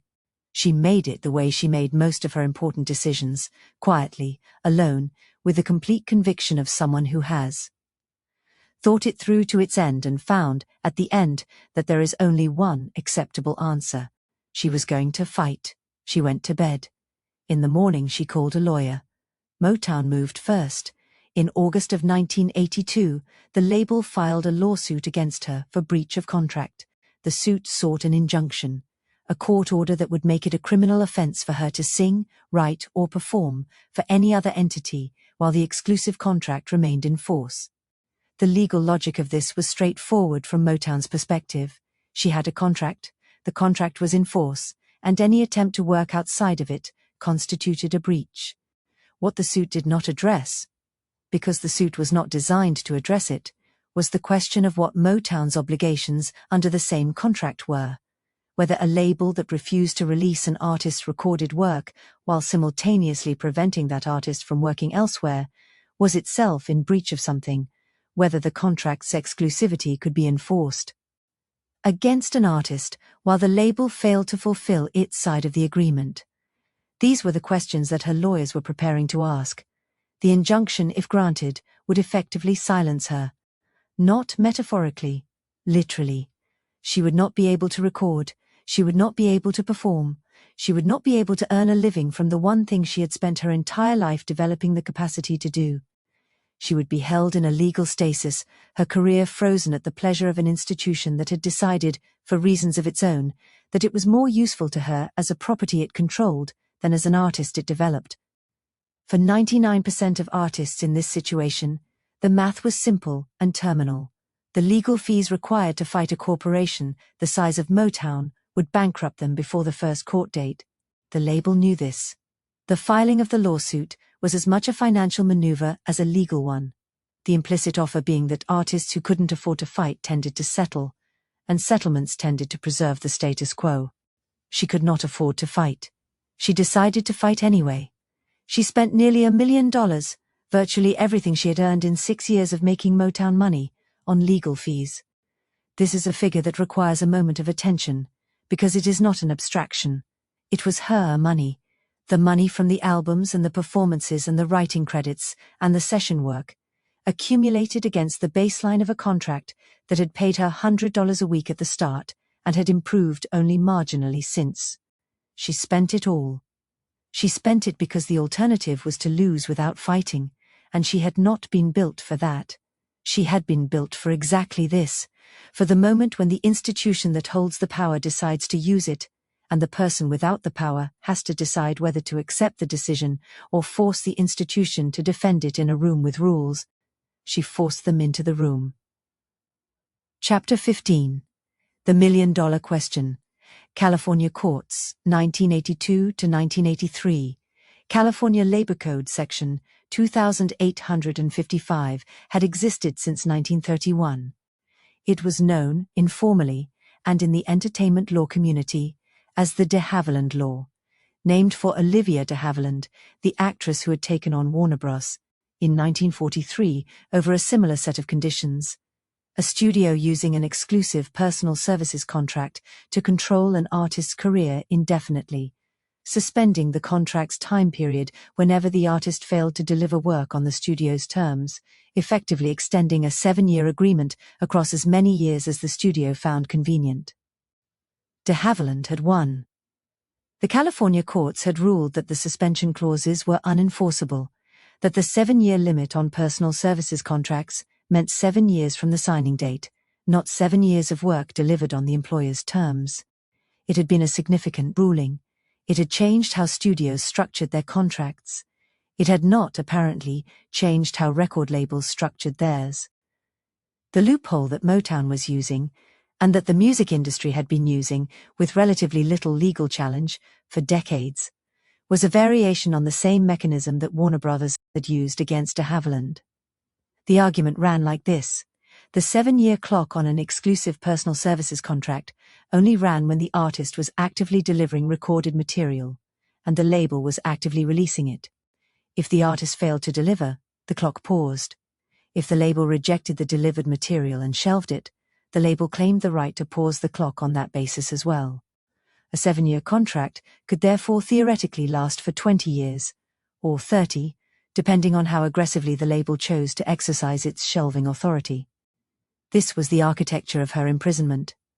Not metaphorical imprisonment, legal imprisonment, the kind that is enforced by courts rather than walls that, operates through injunctions rather than guards, but that produces the same outcome: a person unable to move, unable to work, unable to exercise the basic human right to earn a living through their own labor.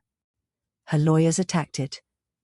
The argument, constructed through months of preparation and filed with the specificity that California courts required, was this: Motown had violated the foundational premise of the exclusive services contract by exercising its most powerful privilege, preventing her from working elsewhere, while failing to perform its most basic obligation, which was to release her music. The exclusivity clause derived its legitimacy from the implied promise that the label would use what it had exclusively. If the label shelved the work and refused to release it, the clause was not a legitimate exercise of contractual rights. It was a mechanism for holding an artist hostage.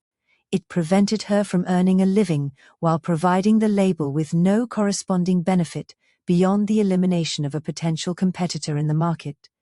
This was not a contract. It was a cage.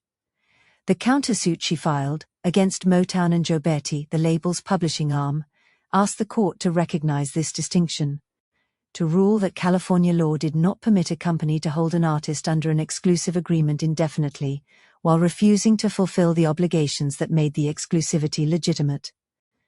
Motown and Brockert responded with resources she could not match: teams of attorneys, decades of industry practice that had normalized the arrangement she was challenging, and the institutional authority of a label that had been winning arguments in the music business for 20 years.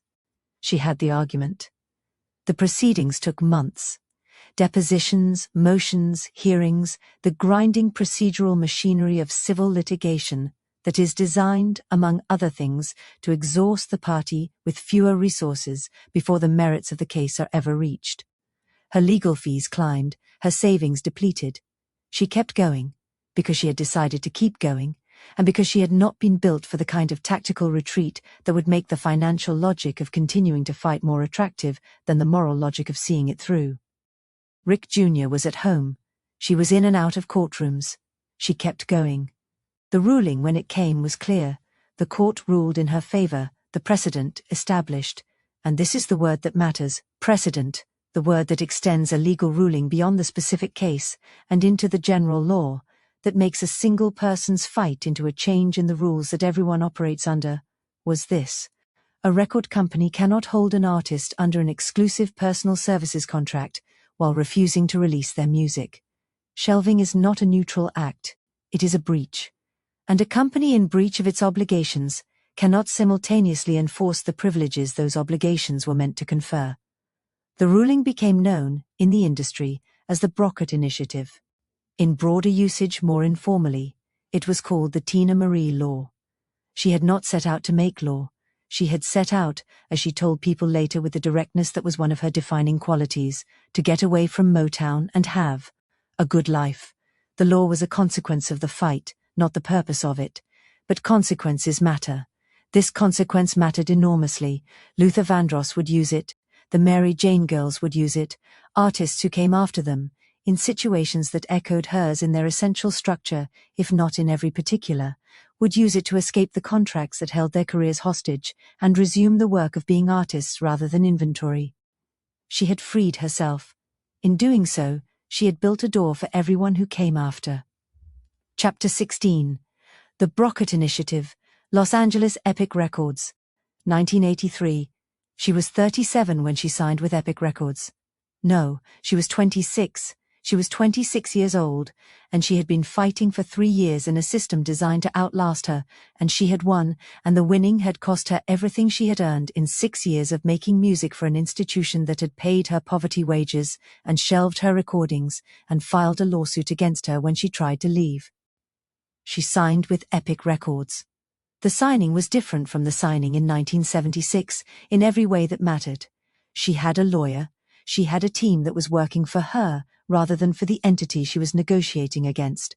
She understood the document in front of her because she had spent the preceding 3 years learning, in the most expensive classroom available, exactly what the documents in this industry said and what they meant and what happened to artists who signed them without reading them.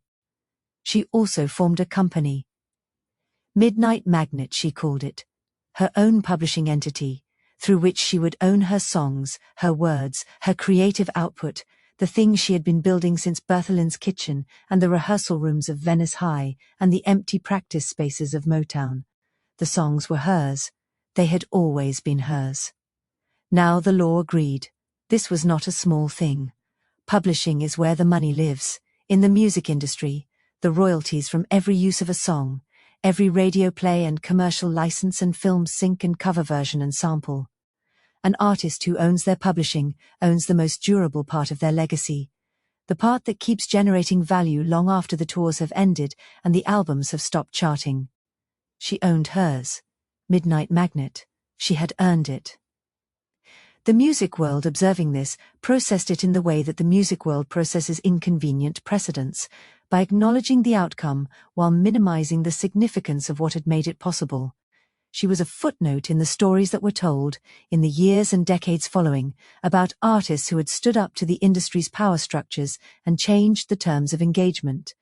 Prince would change his name to an unpronounceable symbol a decade later, in a highly publicized battle with Warner Bros.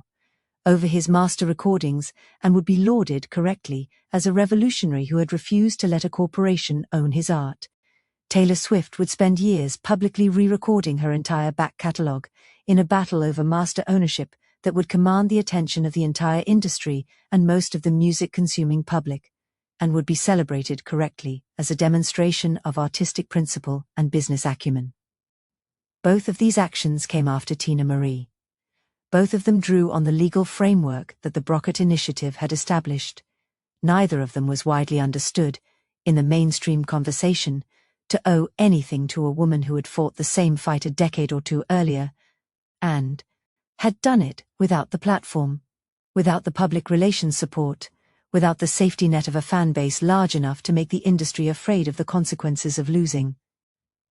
She had done it with a personal lawyer and her life savings, and the argument. The argument had been enough. She did not spend a great deal of time on this injustice. It was real, and she knew it was real, and she said so when she was asked directly. But she was not a person who organized her energy around grievance. Her energy had a more productive use. She was free, she had the publishing, she had Epic Records and a worldwide distribution deal and an audience that had never left. She had work to do. She went to work. Part 5. Lady T Unchained, 1983 to 1991, Chapter 17. Lover Girl, Epic Records, 1983 to 1995, Freedom Has a Sound. For her, in 1983, it sounded like the studio, without the weight of an institution deciding what she was allowed to make. It sounded like a session that ran until it was finished, rather than until a label executive decided the time had been spent. It sounded like her own voice in her own headphones, working on music that she had written in her own publishing company's name, that would come out through a distributor who was interested in what she had made, rather than paralyzed by what category to put it in. Epic Records was a different environment than Motown had been. The label wanted pop crossover. They saw her as an artist who had spent 6 years building an R&B audience and was now positioned to expand beyond it, to take the commercial momentum of the irons in the fire era and direct it toward a broader market. They were not wrong about the potential. They were working with someone who understood, by now, exactly how this conversation went, who knew the difference between a label that wanted to develop her as an artist and a label that wanted to use what she had already developed, and who was prepared to navigate the distinction without losing the thing that made her real. She was prepared for the negotiation. She was also genuinely ready for what came next. Starchild came out in 1984. The album carried the track that would become the commercial apex of her career. Lover Girl, a piece of music that managed to do what she had spent years proving was possible, to be authentically, undeniably hers, while also being the kind of record that radio programmers at pop stations, the ones who had spent years treating R&B as a separate country with a different visa, could play without requiring special justification. The driving synth bass, the rock-inflected guitar solo, a signature that arrived mid-track like a statement of purpose, not decorating the song but structuring it, giving it an edge that pop production of that era typically smoothed away. Her vocal, which did not soften for the format, which brought to the pop landscape the same full-body commitment she had been bringing to R&B since the Soul Train performance 5 years earlier. It hit number 4 on the Billboard Hot 100. MTV played it. Pop radio played it. The audiences who had grown up with "I'm a Sucker for Your Love and I Need Your Lovin'" heard it with the recognition of people encountering something familiar in a new context, and the audiences who were encountering her for the first time heard it and went looking for what else existed. She had arrived on the mainstream pop stage. She received this arrival with a characteristically complicated set of feelings. There was genuine pleasure in it. She had spent too long fighting for the right to release her music to be indifferent to the moment when the music reached the audience it deserved. There was also a wariness that she had earned, the caution of someone who had learned through direct experience that the industry's embrace comes with terms and conditions that are not always specified in advance. The pop machine wanted her to be a pop star. It wanted another Lover Girl. It wanted the synth bass and the rock guitar and the crossover appeal, and it wanted it again, and was not particularly interested in the totality of what she was. The jazz influences, the R&B roots, the Latin percussion, the experimental impulse that had produced the genre-defying complexity of irons in the fire. She heard the machine's preference. She also heard her own. The next album would be her decision, made with the full authority that the Brockert Initiative and Midnight Magnet and 3 years of expensive hard-won legal precedent had given her. She was the architect. She was always the architect.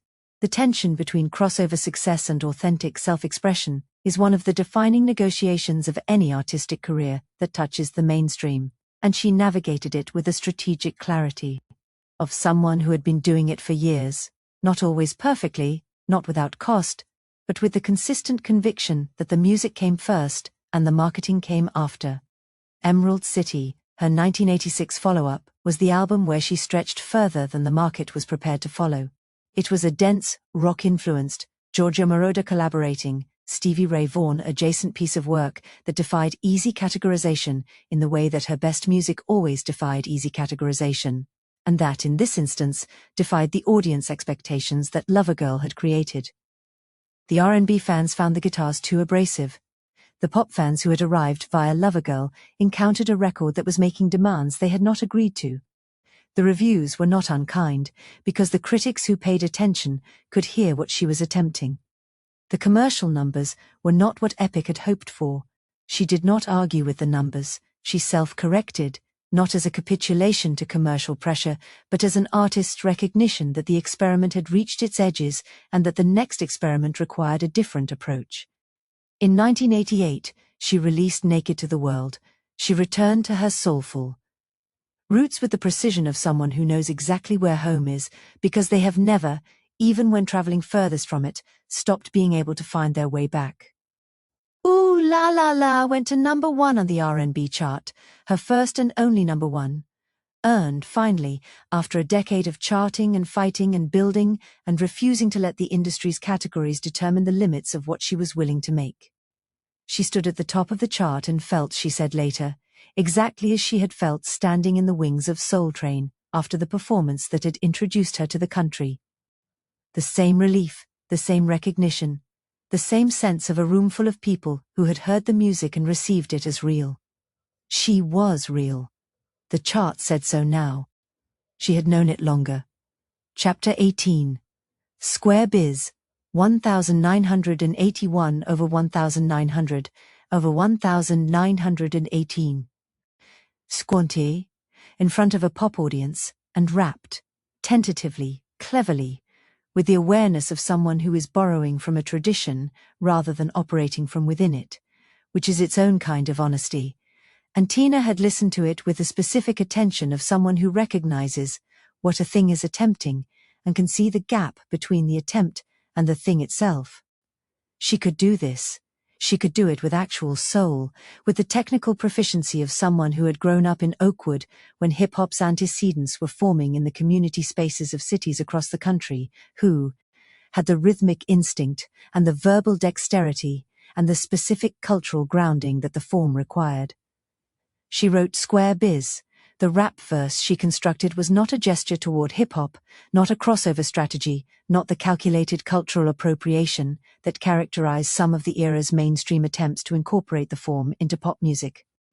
It was a genuine demonstration, a breathless, rhythmically dense, intellectually specific performance that cited her actual influences in the actual order of their importance to her.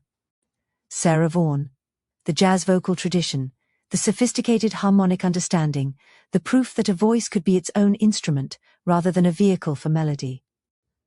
Johann Sebastian Bach, the structural discipline, the mathematical beauty of counterpoint, the demonstration that complexity and feeling are not mutually exclusive.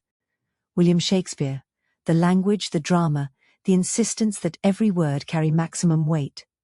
Maya Angelou, the poetry that emerged from survival, the beauty made from difficulty, the voice that spoke for people who had not been given permission to speak. Nikki Giovanni, the revolutionary lyric, the demand for recognition, the black woman's voice in the full force of its authority. She recited them in a single take, the rap flowing with the ease of someone who has internalized the tradition she is working in, rather than performing an approximation of it. The result was something the critics struggled to categorize. It was funk, it was rap. It was a demonstration of literary knowledge, delivered in a register that literary knowledge had not previously inhabited, and something that the listeners recognized immediately, intuitively, without needing the category. It was her. It was exactly, completely, unapologetically her. Square Biz secured something that the chart positions and the critical reviews could not fully confer: her place in the history of the form. She had rapped on a hit record before hip-hop had found its way into the mainstream, had demonstrated that the boundaries between R&B and rap were permeable in both directions, had shown that a woman with a soulful soprano and a classical education and a Venice Harlem upbringing could move between genres with the fluency of someone who understood that the genres were not separate countries but different rooms in the same house. The Fugees heard it. In 1996, when Wyclef Jean and Lauryn Hill and Pras Michel were constructing Fuji La, they reached back to Ooh La La La, the 1988 number one, the smooth groove that had marked her return to her R&B roots. And Lauryn Hill re-sang the melody into the new track, threading the older song's DNA into the fabric of the new one. An interpolation, not a sample, not a loop, but a genuine vocal performance of the melody, a resinging that honored the original by making it present rather than merely cited. A generation of listeners heard Lauryn Hill's version and went looking for the source. They found Teena Marie, they found the full catalogue, Wild and Peaceful, Irons in the Fire, It Must Be Magic, Starchild, Naked to the World, and they found what the people who had been there the whole time already knew, that this was a body of work that had no precedent and no obvious successor, that occupied a space in American music that had been created by a single person through the sheer force of being exactly herself for 30 years. She was not surprised by any of this. She had always known what she had. She had spent her career proving it to everyone else. The late 1980s were also the years when her home became something other than a home. Artists came through, musicians who were between situations, writers who needed a piano and a quiet room, people who were in the early stages of becoming something that they could not yet fully see. She fed them. She let them use her instruments. She gave them what Berthelin had given her, not advice, not instruction, but the simple, radical gift of a space where the work could happen without the pressure of proving its worth first. A young musician named Lenny Kravitz arrived. He was entirely unknown. He was broke in the way that young artists are broke when they are serious about the work and have not yet found the audience that will make the work financially viable. He needed a place to sleep, and instruments to play, and someone who believed the thing he was making was real, even before it had any evidence of the world's belief to support it. She gave him a room. She gave him the instruments. She gave him meals and time and the particular form of encouragement that does not express itself as encouragement, but as simply continuing to be present while someone does the work they are trying to do. He would become, in a few years, a global superstar. He would tour stadiums and win Grammys and be recognized as one of the significant artists of his generation. He did not forget who had been there when he was nobody. neither did she forget what it had meant to be heard when you were nobody, which is the thing Berthelin had done for her, which is the thing she was doing now for Lenny and for the others who came through the house, passing forward the essential gift, the one that costs nothing and means everything, the recognition that the thing you are making is real, even when the world has not yet caught up to the fact. This was her legacy in progress. Not only the music, the people too. Chapter 19. Lenny, Los Angeles, late 1980s, Christmas Day, 90, Los Angeles. It was not the rhythm of a quiet life. It had never been a quiet life, and she had never wanted a quiet life, had in fact spent years running toward the noise rather than away from it, toward the music and the people and the complications that came with both. But it had a rhythm. Rick Jr. in his room down the hall, the music in the studio space she had built, the piano she kept in tune, the instruments she kept accessible in the way that tools should be accessible, not stored, not archived, but ready, because the work could start at any moment, and she did not want to be the kind of person who kept the work waiting. Lenny Kravitz occupied a room for a period that stretched from weeks into months. This was the informal economics of her household in those years. The room was there, the need was real, and she had the capacity to meet it. She did not experience this as sacrifice, she experienced it as the obvious thing to do, the thing that Berthelin would have done, and that she had been taught by example, was simply how a person operates when they have more than they need and someone nearby has less. She listened to what he was making.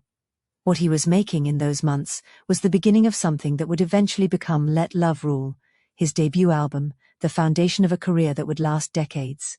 She could hear it in the embryonic state, could hear the quality in it that would later be obvious to everyone. She told him so, not with the excessive encouragement of someone managing a fragile ego, but with the direct, specific praise of someone who has developed, through years of her own practice and production, the capacity to recognize when a thing is good. This is real, she told him. Keep going. He kept going.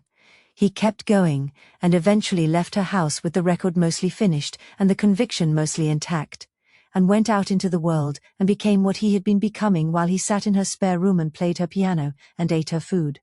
She did not take credit for this. She was not the kind of person who took credit for things she had enabled rather than made. But she understood the chain, the way Berthelin's kitchen had made her possible, the way she had made the spare room available, the way the spare room had contributed, in its small and fundamental way, to what Lenny Kravitz became. The chain ran forward. It always ran forward. Rick Jr. was growing up. She had taken him at 8, and he was now moving through his teenage years in her house, absorbing whatever it is that teenagers absorb from the households that raise them, which is not always the things the adults intend to transmit, but which is always something real, always some combination of the values that are lived, rather than stated, and the atmosphere that is created by the way a household moves through its days. Her household moved with music, with the conviction that work was sacred and deserved full attention, with the particular brand of love that does not announce itself but is present everywhere, in the food and the maintained instruments, and the room kept available for the person who needs it. He watched her fight Motown and win. He watched her build Midnight Magnet. He watched her record and tour and maintain the career that had been built on the foundation of refusing to accept the terms that institutions imposed when those terms were unjust. He grew up inside the demonstration. Whatever he took from it, and he did take something, because proximity to that quality of conviction leaves marks, was hers to give and his to carry. She had raised Rick James's son. She had done it without being asked to, without any formal arrangement, without any guarantee that the doing of it would be recognized or remembered or returned in any concrete way.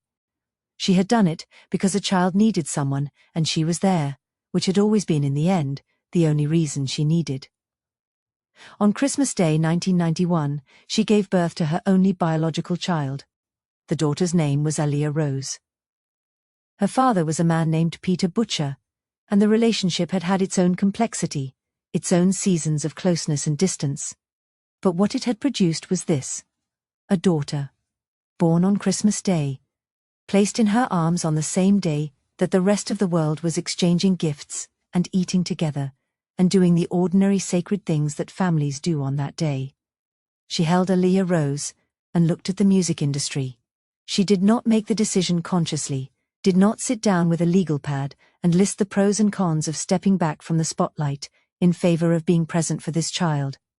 The decision made itself, in the way that certain decisions make themselves when you are holding something that makes every other consideration temporarily irrelevant. She would be here for this. The music would wait, not forever, not in the sense of abandonment, but in the sense that it had always waited when something more important was happening, had waited in the rehearsal rooms of Motown while she built the vocabulary, had waited while she fought the lawsuit, had waited while she raised Rick Jr. and fed Lenny Kravitz and maintained the spare room for whoever needed it next. The music was patient, she trusted that. She held her daughter, she stepped back. It was the most powerful choice she had made since the courtroom, and it required no lawyers and cost nothing, and was never, in any moment of the years that followed, something she regretted. Part 6. The Garden, 1991 to 2003. Chapter 20. Plaque 20, Chapter 20, 1991. It moves toward whatever is generally, the early 1990s, was generating from New Jack Swing and the commercial consolidation of hip-hop and the rise of a new generation of R&B artists who were absorbing the sounds of the preceding decade and transforming them into something that bore the marks of the transformation. She was not this generation. She was the generation that had made it possible. The mainstream, which has never been particularly good at tracing its own genealogy, did not recognize the relationship. It labeled her a classic artist, which is the music industry's polite way of saying that you have been moved from the active roster to the archive, that your significance is now historical rather than commercial, that you are valued as precedent rather than product. She did not argue with this assessment. Aaliyah Rose was learning to walk. There is a concept, not formal, not codified, but understood intuitively by anyone who has spent time close to the R&B and hip-hop traditions, that the people who use it tend to call Black famous. Black famous is the state of being revered, deeply and durably, and without qualification, by the communities that gave the music its foundation, while remaining largely invisible to the institutional structures of the mainstream industry, the Grammy nomination committees, the pop radio programmers, the Rock and Roll Hall of Fame voters, the cultural journalists who write the decade retrospectives that are supposed to tell the story of what mattered. Black famous is not lesser famous. In many ways it is the more durable form. The walled garden, as someone once put it, the mainstream walks past, occasionally peers over the fence, sees something bright inside and says how nice, and keeps walking. But the communities that hold the keys to the gate, the ones who live inside the garden, who have been there the whole time, who have built their own culture around the music and the artists who made it, do not forget. Do not move on. Do not require the mainstream's validation to know what is true. She was Black famous, had been essentially since Soul Train. In the 1990s, as the mainstream moved past her and the industry's institutional attention drifted to what was newer, the garden held. Her catalogue became foundational sample material for hip-hop producers, who were constructing the sound of the decade from the pieces of the decades that had preceded it. They reached back to Ooh La La La, and to Square Biz, and to the bass lines she had written in her apartment at 3 a.m. and recorded in Motown's Red Room, and they built on them the way that serious musicians have always built on serious music, by treating it as a living resource, rather than a historical artifact. The producers knew where the music came from. The listeners, encountering the samples, sometimes went looking for the source. When they found it, they found the full catalogue, and the full catalogue did what it had always done, it held up. Not as nostalgia, not as curiosity, but as music that was still doing what music is supposed to do, reaching through the speaker and making contact with something in the listener that had been waiting to be reached. She released Passion Play in 1994, on an independent label, without major distribution. The album received no significant commercial push, it had no promotional budget to speak of, no television appearances, no radio campaign. It went out into the world with the bare minimum of institutional support, which is to say it went out on its own merits, on the word of mouth of an audience that had been with her through everything, and knew where to find what she made even when what she made was not being handed to them. It did not chart significantly. She seemed, by all accounts from this period, genuinely at peace with this. Not resigned, she was not.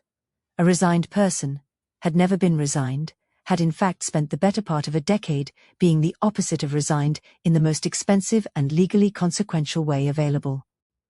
But at peace in the specific sense of someone who has made a clear-eyed choice about what matters and has organized their life accordingly. Aaliyah mattered. The music continued to matter, and she continued to make it, and the garden continued to hold, and Rick Jr. was becoming a young man in her house, and Lenny Kravitz had released Let Love Rule and was touring the world, and the Fugees were coming. 1996. Fuji-la arrived the way significant music arrives, suddenly audible everywhere at once, playing from cars and apartments and the speakers of the kinds of establishments that play the music that everyone is currently talking about. Wyclef Jean, Lauryn Hill, Pras Michel, the track was theirs, clearly and completely, with the specific quality of something made by people who know exactly what they're doing and are doing it at the peak of their powers. And in it, woven through the fabric of it, present at the track's emotional center, Lauryn Hill's voice, resinging the melody from Ooh La La La, not a sample, a re-performance, the melody alive in a new voice, the connection made audible rather than merely cited. She heard it and recognized herself. Not with the possessiveness of someone who has been taken from, with the recognition of someone who has been honored, who has had the thing they made treated as worth carrying forward, who has been included in a conversation that she had not initiated, and that was doing something beautiful with what she had given it. She called it, when she was asked exactly what it was, a compliment, the highest kind. The Fugees introduced her to the generation that would keep her legacy alive through the years when the institutional structures of the industry were not paying attention. That generation would grow up, and would make music, and would sample her and interpolate her and cite her in interviews as a foundational influence, and would ensure that the garden was never empty, regardless of who was walking past the wall. She was black famous. It was enough, more than enough. It was, in many ways, exactly what she had always been after. Chapter 21. La Doña, New Orleans, Los Angeles, Cash Money Records, 2002-2004. The phone call, when it came, was not from the direction she expected. She had been expecting, if anything, a call from the kind of institution she had always eventually landed in, a legacy R&B label, a mid-sized imprint with a roster of classic acts, and a marketing approach built around the cultural authority of established artists. This was the professional logic of her situation, beloved, proven, with a catalogue that had outlasted the conditions of its creation. The call from that direction would have made sense. It would have fit the narrative. The call came from New Orleans. Birdman ran Cash Money Records from the same city where Congo Square had once been the gathering, place of enslaved Africans who were permitted, on Sundays, to bring their instruments and their drums and their music. The music that had survived the Middle Passage in the bodies of the people who had survived it, that had been preserved in exactly this way, through these gatherings, against every force that was trying to extinguish it. Cash Money was not, on the surface, the place you would expect to find a 47-year-old soul singer. It was the home of Lil Wayne, of Juvenile, of the Southern rap aesthetic that had redefined the sound of commercial hip-hop in the late 1990s. Birdman had grown up in New Orleans listening to her. This is the thing the mainstream tends to underestimate about Black famous, the depth of the roots. The founders of Cash Money had not encountered her music as adults, had not discovered it as a cultural artifact or a historical footnote. They had grown up with it, had absorbed it in the way she had absorbed the music from Berthalin's kitchen, as the soundtrack of daily life, as the sound of the world they were living in, as something that had been present before they had the vocabulary to describe why it mattered. They called her La Doña, the godmother. She listened to the offer, she said yes. La Doña, her 2004 album on Cash Money Records, debuted at number 6 on the Billboard 200. It was the highest charting album of her entire 3-decade career. Not the R&B chart, though it performed there as well. the Billboard 200, the chart that measures overall album sales across all genres, the chart that is the music industry's broadest measure of commercial reach. Number 6.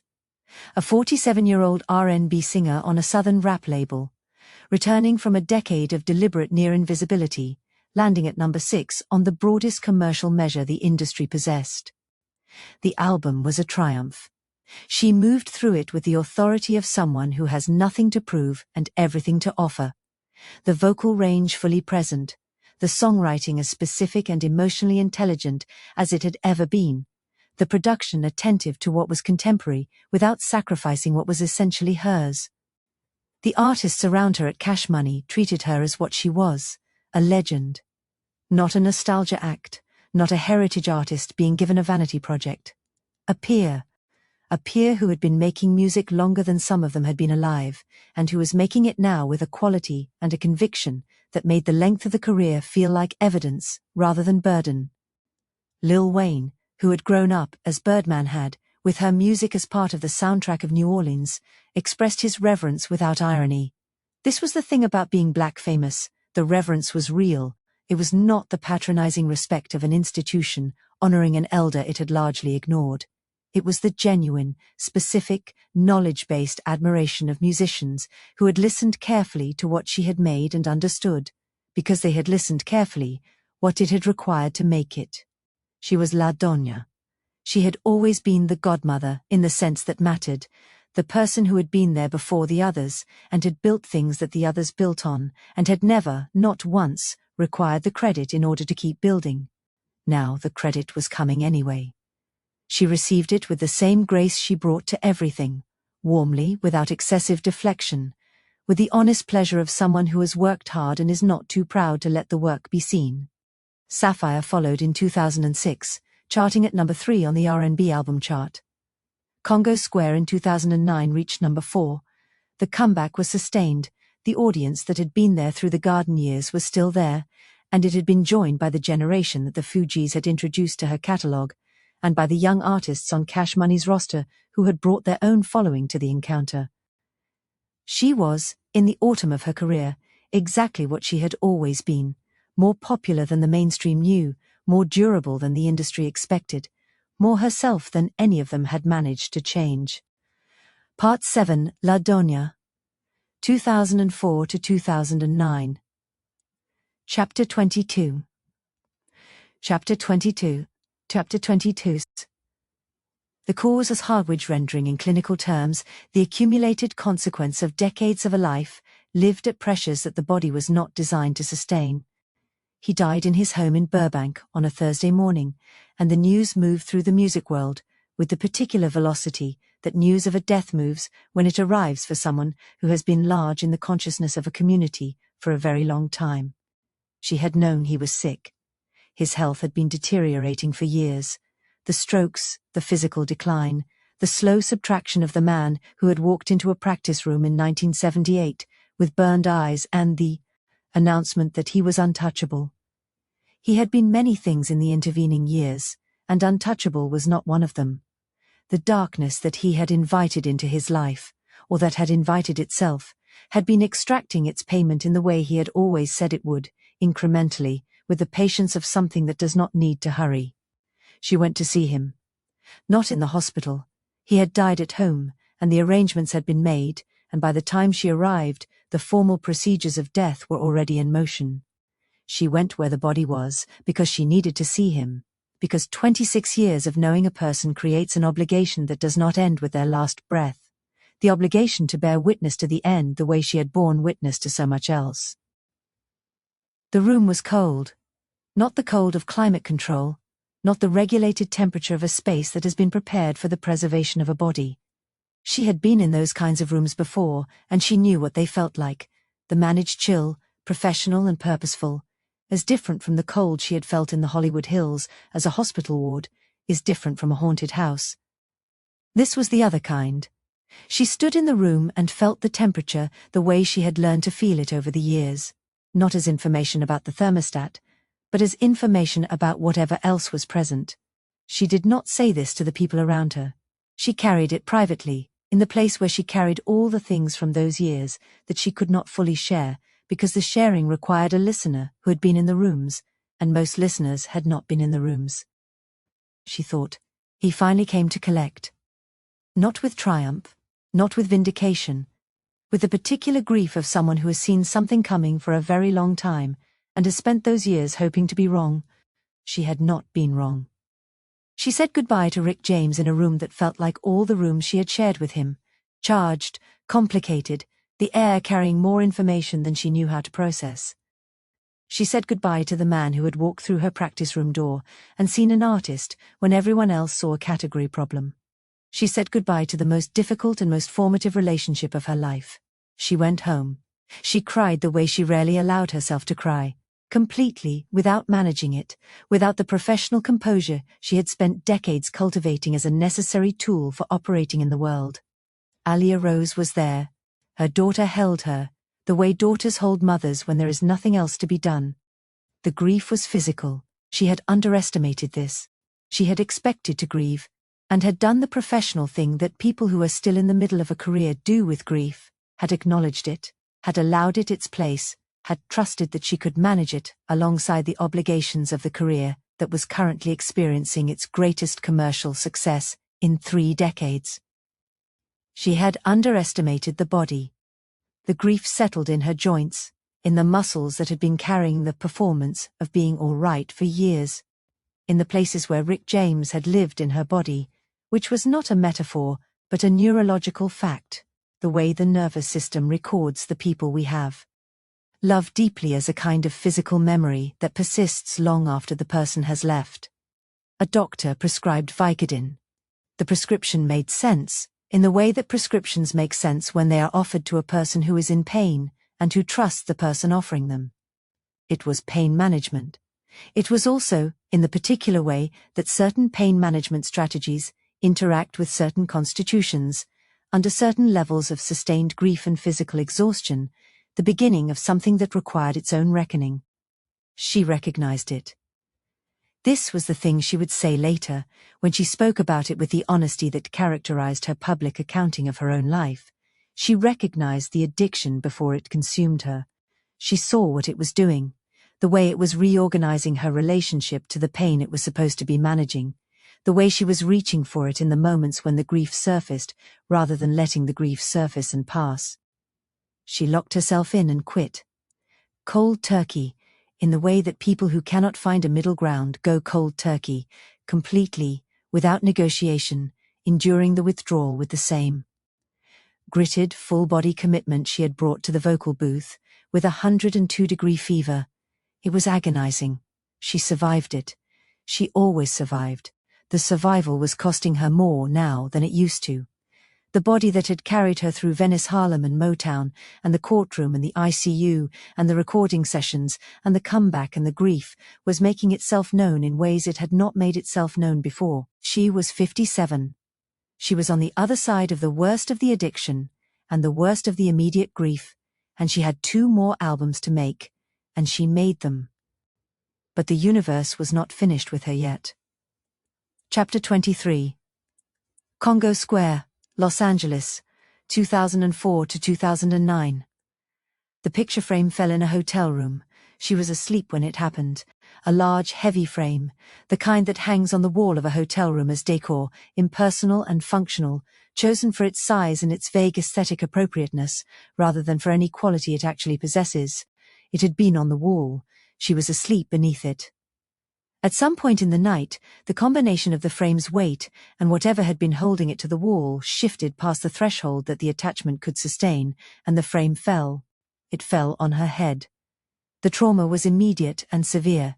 She was conscious enough to know that something had happened, conscious enough to reach for help, not conscious enough to fully assess what had been done to the architecture of her skull and the tissue beneath it.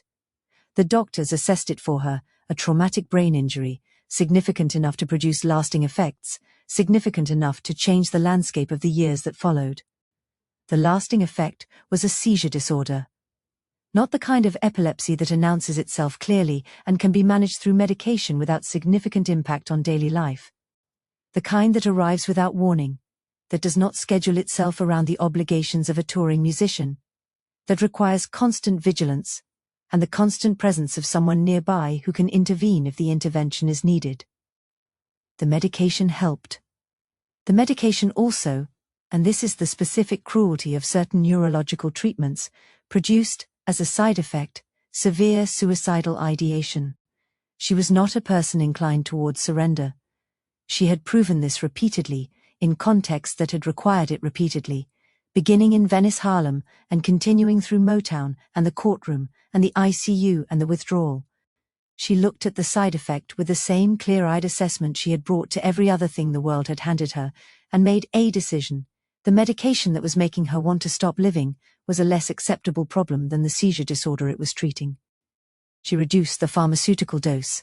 She turned to herbal remedies and the management strategies available to someone who is trying to control a neurological condition, through means that are less effective than the pharmaceutical option, but that are not making her want to die. The seizures remained a constant threat. They could come at any time. In sleep in particular, when the body is unguarded, when there is no conscious monitoring of the physical state, when the attack could come and could become a suffocation event if no one was there to intervene. She refused to sleep alone. Alia Rose, 19 years old, the daughter born on Christmas Day 1991, the child she had held in her arms and stepped back from the spotlight to be present for, slept beside her every night, monitoring her breathing. Lying in the dark with one ear tuned to the sound of her mother's body, ready to respond if the response was needed. The roles had reversed, the way they reverse in all parent-child relationships that last long enough, with the child becoming the guardian of the parent's body in the way the parent had once been the guardian of the child's. Alia Rose performed this reversal without complaint, without apparent resentment, with the particular grace of a daughter who had grown up in a household organized around the principle that the people you love are your responsibility. She had learned this from her mother. Her mother had learned it from Berthelin. The chain ran forward, it always ran forward. And then the refrigerator. This is the part of the story that resists easy telling, that sounds, in the summarizing, like something from a script, the kind of detail that a writer invents to underscore a theme, to show that a character is under siege from forces beyond their control, that the universe has organized itself against them in a way that strains credulity. But it happened. A sub-zero refrigerator, 7 feet tall, 500 pounds, the kind of appliance that becomes a fixture of a kitchen, permanent, immovable, a structural element of the domestic landscape rather than a piece of equipment that might without warning fall over. It fell over. She was beneath it when it did. The injuries were serious.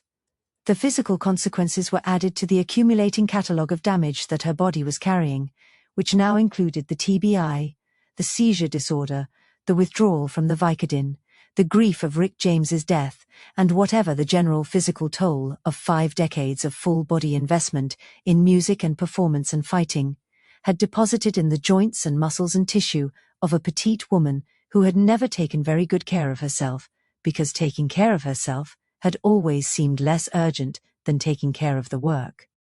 She said, in a 2009 interview, with a directness that had never left her, "For a while I thought I was cursed." Not as self-pity, as an honest accounting of what the evidence suggested when she looked at it from the outside. 2 freak accidents, a seizure disorder, an addiction, a death that had left a hole in the world she occupied, the entity that Rick James had spoken of in the Hollywood Hills, that had whispered on the tape and scratched his back and gathered in cold corners. She did not know if she believed it was real in the literal sense. She knew that she had been in proximity to something for 26 years, and that the proximity had left marks. She turned the marks into music. Congo Square was her response. The title referred to the actual place, the historic site in New Orleans, where enslaved Africans had gathered on Sundays to play, to drum, to practice the spiritual traditions that the institution of slavery was trying to extinguish. It was the address, she said, for musicians in the afterlife, the place where the dead players gathered, where the grooves continued beyond the bodies that had first made them. She recorded the album in 2009, with the awareness of someone who is making something that may be among the last things she makes. Not morbidly, not with the self-consciousness of someone performing their own ending, but with a particular quality of attention. That comes when you understand that the time available is finite and the work remaining is significant. During the sessions, she felt presences. She spoke about this later, in the way she had always spoken about things that did not fit the rational framework, not insisting on a literal interpretation, not hedging into comfortable agnosticism, but acknowledging what she had experienced and trusting the listener to receive it with whatever framework they had available. Marvin Gaye, Curtis Mayfield, John Lee Hooker. She felt them in the room when she was recording. Not as hallucinations, not as the product of a mind overtaxed by grief and pain and the neurological effects of the TBI. As presences. As the accumulated energy of the music they had made, still moving through the world, still available to anyone attentive enough to receive it. She was attentive. She had always been attentive. She drew their energy into the music, or believed that she did, which amounts to the same thing in the context of a recording session. The belief produces the openness. The openness produces the quality produces a record that sounds, to the people who hear it, like something made in proximity to something larger than the person making it. Congo Square sounded like that. It sounded like a woman who had been everywhere her life had taken her, and had found, at the end of all of it, that she still had something to say, and that the saying of it was the only appropriate response to having survived long enough to say it. She put the headphones on. She sang. She was always singing. Chapter 24. The Last Transmission. Glendale, California. November-December 2010. November brought the grand mal seizure. The medical name for it is tonic-clonic. The muscles contracting and releasing in the violent, uncontrolled rhythm of a body that has temporarily lost the regulatory authority of the brain, that is doing in full body expression what a storm does to a coastline, not destructive by intent, simply destructive by nature, by the force of what it is. She broke several of her own ribs. The violence of it was internal, entirely. The ribs were broken by her own muscles, by the force of the contractions applied against the cage of bone that holds the organs in place. She regained consciousness in a body that hurt in new places, that was registering damage it had not registered before, that was telling her, with the blunt specificity of physical pain, that the reserve was not unlimited. She knew this. She had known it for a while in the way the body communicates these things, not as prognosis, but as sensation, not as medical information, but as the felt reality of a system that has been running hard for 54 years and is experiencing the consequences. The doctors adjusted the medication. The seizures required management. The side effects of the management required management of their own. It was a negotiation between the available options that she conducted with the same clear-eyed practicality she had brought to every negotiation of the preceding decades. The same refusal to pretend that the situation was better than it was, combined with the same refusal to allow the situation to become the whole story. She was still working on music. Beautiful, the album she was making, the record that was taking shape in her studio and in her notebooks and in the headphones she wore while Alia Rose slept beside her, was not finished. She was not finished. The body was making itself known in terms that were hard to argue with, but she had argued with harder things, and the music was still there, and the music was always the reason. She refused to sleep alone. Alia was there every night. Christmas Day, 2010. The family gathered. This is what families do on Christmas, when the family is intact enough to gather, when the people are still in the same city, and the house is the right size, and the traditions have been maintained through the years of professional travel, and the years of deliberate retreat, and the years of comeback. They gathered. She was there. She was present, fully, in the specific way she was always present when the people she loved were around her. The quality of attention she brought to everything redirected toward the people in the room, rather than the music in her head. She ate. She laughed. She held Alia, who was celebrating her 19th birthday on the same day as Christmas, as she always did. At some point in the evening, she told Alia she felt unwell. She excused herself. She went to her room. She was not alarmed, and she did not alarm anyone else. She had felt unwell before. The body had been making its demands for years, and the response to those demands had become practiced, routine. the withdrawal to the room, the horizontal position, the rest that the body was asking for. She went to her room and closed the door. December 2006, 2010. She woke early, or she did not sleep. The accounts of those final hours are incomplete in the way that accounts always are when no one is watching, when a person is alone with themselves in the particular solitude of the very early morning. She logged onto Twitter. She posted. The posts were reflective. Melancholic in the specific way that the music she had made was sometimes melancholic, not despairing, not performing sadness, but honest about the complexity of a life fully lived, about the beauty and the cost of it, about the way the end of things is present in all things if you are looking with enough attention. They read, later, like a final transmission. A person broadcasting from somewhere close to the edge of what is sayable, sending back a signal for the people who would come after. She did not know, in any conscious sense, that she was sending a final transmission. Or perhaps she did. She had always heard more than most people. She had always known, before the knowing was rationally defensible, what the music was doing, what the room needed, what the note required. Perhaps she heard this too, the approach of the thing that was coming, and chose to mark it in the way she had marked everything that mattered, with honesty, with music, with words directed at the people she loved. She went back to bed. She was still. The seizure came, or did not come exactly but came near enough, the body reaching its limit in the way bodies do when they have been held at maximum capacity for too long, when the reserve that was always there is finally, quietly, spent. When Alia went to check on her that afternoon, she had been still for hours. The paramedics came. There was nothing to be done. The coroner's report, natural causes, consistent with a fatal seizure event, the picture frame that had fallen on her head in that hotel room 6 years earlier. Patient, unhurried, indifferent to the Grammy she had not yet won, and the album she had not yet finished, had written an ending she had not chosen and could not have anticipated when she stepped out of a rehearsal room in Venice and drove to an audition for a movie about orphans. Mary Christine Brockert, March 5, 1956, December 26, 2010, 54 years. The voice, entire, epilogue, beautiful. Alia Rose found her mother in the afternoon. She has not described in full what she found. What she has described is the room, the perfume, the light, the particular stillness. She has described her mother's face as peaceful.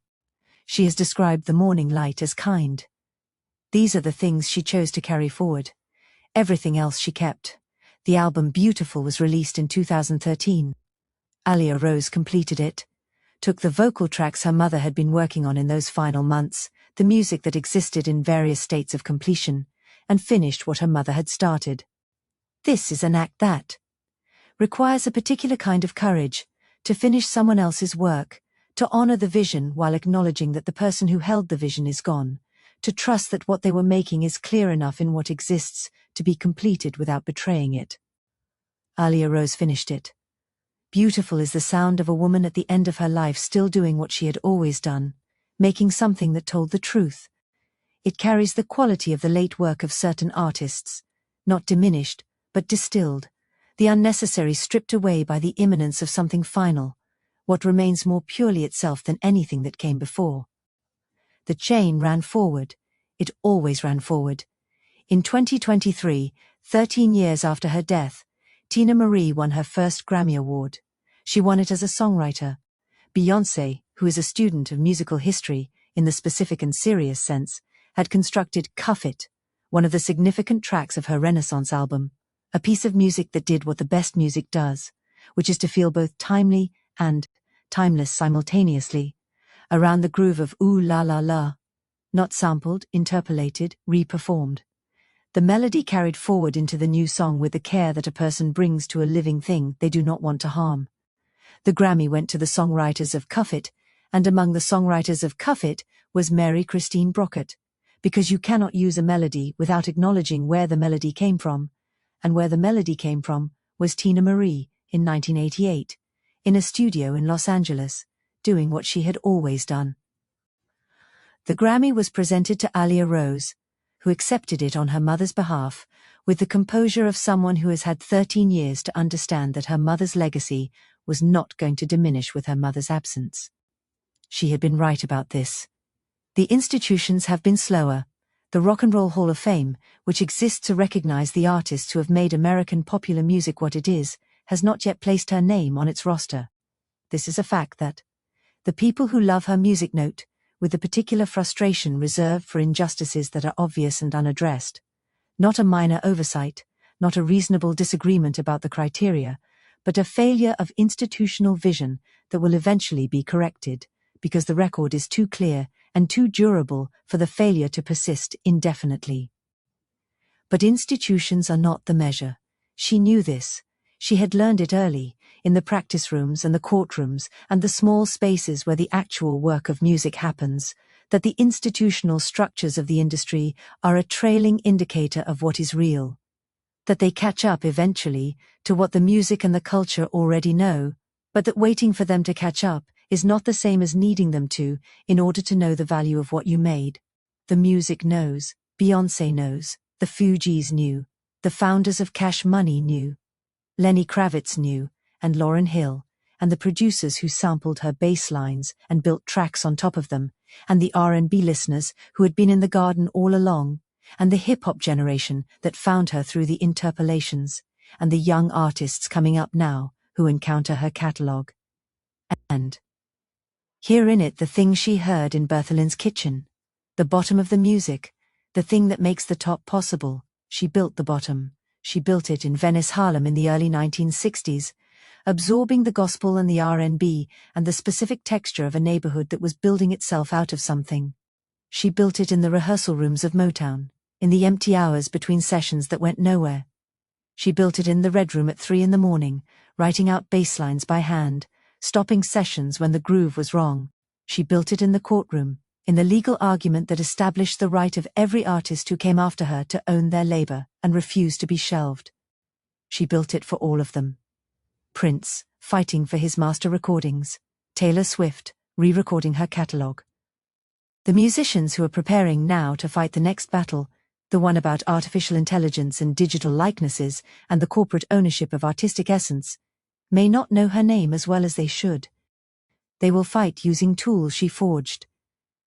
The Brockert Initiative is a living legal precedent. Mary Christine Brockert built it with a 20-year-old signature on a contract she was guilted into signing without a lawyer, and $1 million she spent fighting the institution that had taken advantage of her trust. And the argument, the beautiful, irrefutable California court-accepted argument, that a company cannot hold you hostage and call it a contract. She built the door. They will walk through it. In the vestibule of a restaurant in Washington, D.C., at some point in the 1990s, a young man stood beside her and could not bring himself to look at her. She noticed. She nudged him. "Hi," she said. "I'm Teena." He laughed. She smiled. The door opened and she walked through it to the piano, and she sat down and she played. This is also who she was. Not only the lawsuits and the chart positions and the legal precedent and the Grammy won 13 years after her death. Also this, the woman who noticed a nervous young man in a quiet booth and took the time, in the middle of her own life with all its complexity and its darkness and its ongoing demands, to make him feel that he counted. He counted. They all counted, to her. This was the thing that made the voice more than technically impressive, more than historically significant, more than the subject of legal rulings and Grammy citations and the reverence of artists who had built their careers on the foundation she had built. It was the thing that made it, in the end, human. The voice that made rooms go quiet. The woman who made people feel seen. The ivory queen of soul. Gone and not gone. Never gone. A note on sources and creative choices. This novel is a work of biographical fiction. It is built on a foundation of documented history, legal records, chart data, published interviews, the testimonies of people who were present during the events described, and shaped by the novelist's tools, the rendered scene, the imagined interior, the dialogue constructed from what is known about how these people spoke and what they believed. The core facts of Teena Marie's life and career are as documented as the historical record allows. The Brockert Initiative is a real legal precedent, established through her 1982 lawsuit against Motown Records, and its influence on subsequent artist rights disputes, including those involving Luther Vandross and the Mary Jane Girls, is part of the industry's legal history. The Soul Train appearances happened. The Billboard chart positions are real. The Grammy, awarded posthumously in 2023 for her contribution to Beyoncé's Cuff It via interpolation of Ooh La La La, was her first. The paranormal material has been handled with particular care. The events described, the Hollywood Hills gathering, the voice on the tape, the temperature anomalies in the recording studios, the scratch marks, the experience at Rick James's deathbed, are drawn from accounts that exist in the source material, reported by multiple sources including Rick James's autobiography. This novel does not claim these events were supernatural. It does not claim they were not. It renders them as Teena Marie experienced them, which is the only honest approach available to a biographer or a novelist, to report what was believed and felt without substituting the author's interpretation for the subjects. The gang affiliation material from her Venice years is treated here as the novel's research sources themselves treat it, as unverified mythology that contains thematic truth about the environment she grew up in, even if the literal claims cannot be confirmed. Dialogue has been reconstructed throughout. In some cases, the Motown executives' "What's wrong with you, don't you trust us?" exchange, Rick James's statement about taking the girl and leaving the boy, Rick's, "He came to collect, and you don't run from the one who gives you the gifts." The dialogue is drawn directly from accounts in the source material. In other cases, dialogue has been invented, based on the documented personalities, relationships, and events of the people involved. Mary Christine Brockert was real. The music she made is real. The law she changed is real. Everything else in this novel is the author's best attempt to be worthy of all three. She deserved better from the institutions that were supposed to recognize her. She got better from the culture that loved her. This book is an attempt to add to what the culture already knows. Joseph Holder.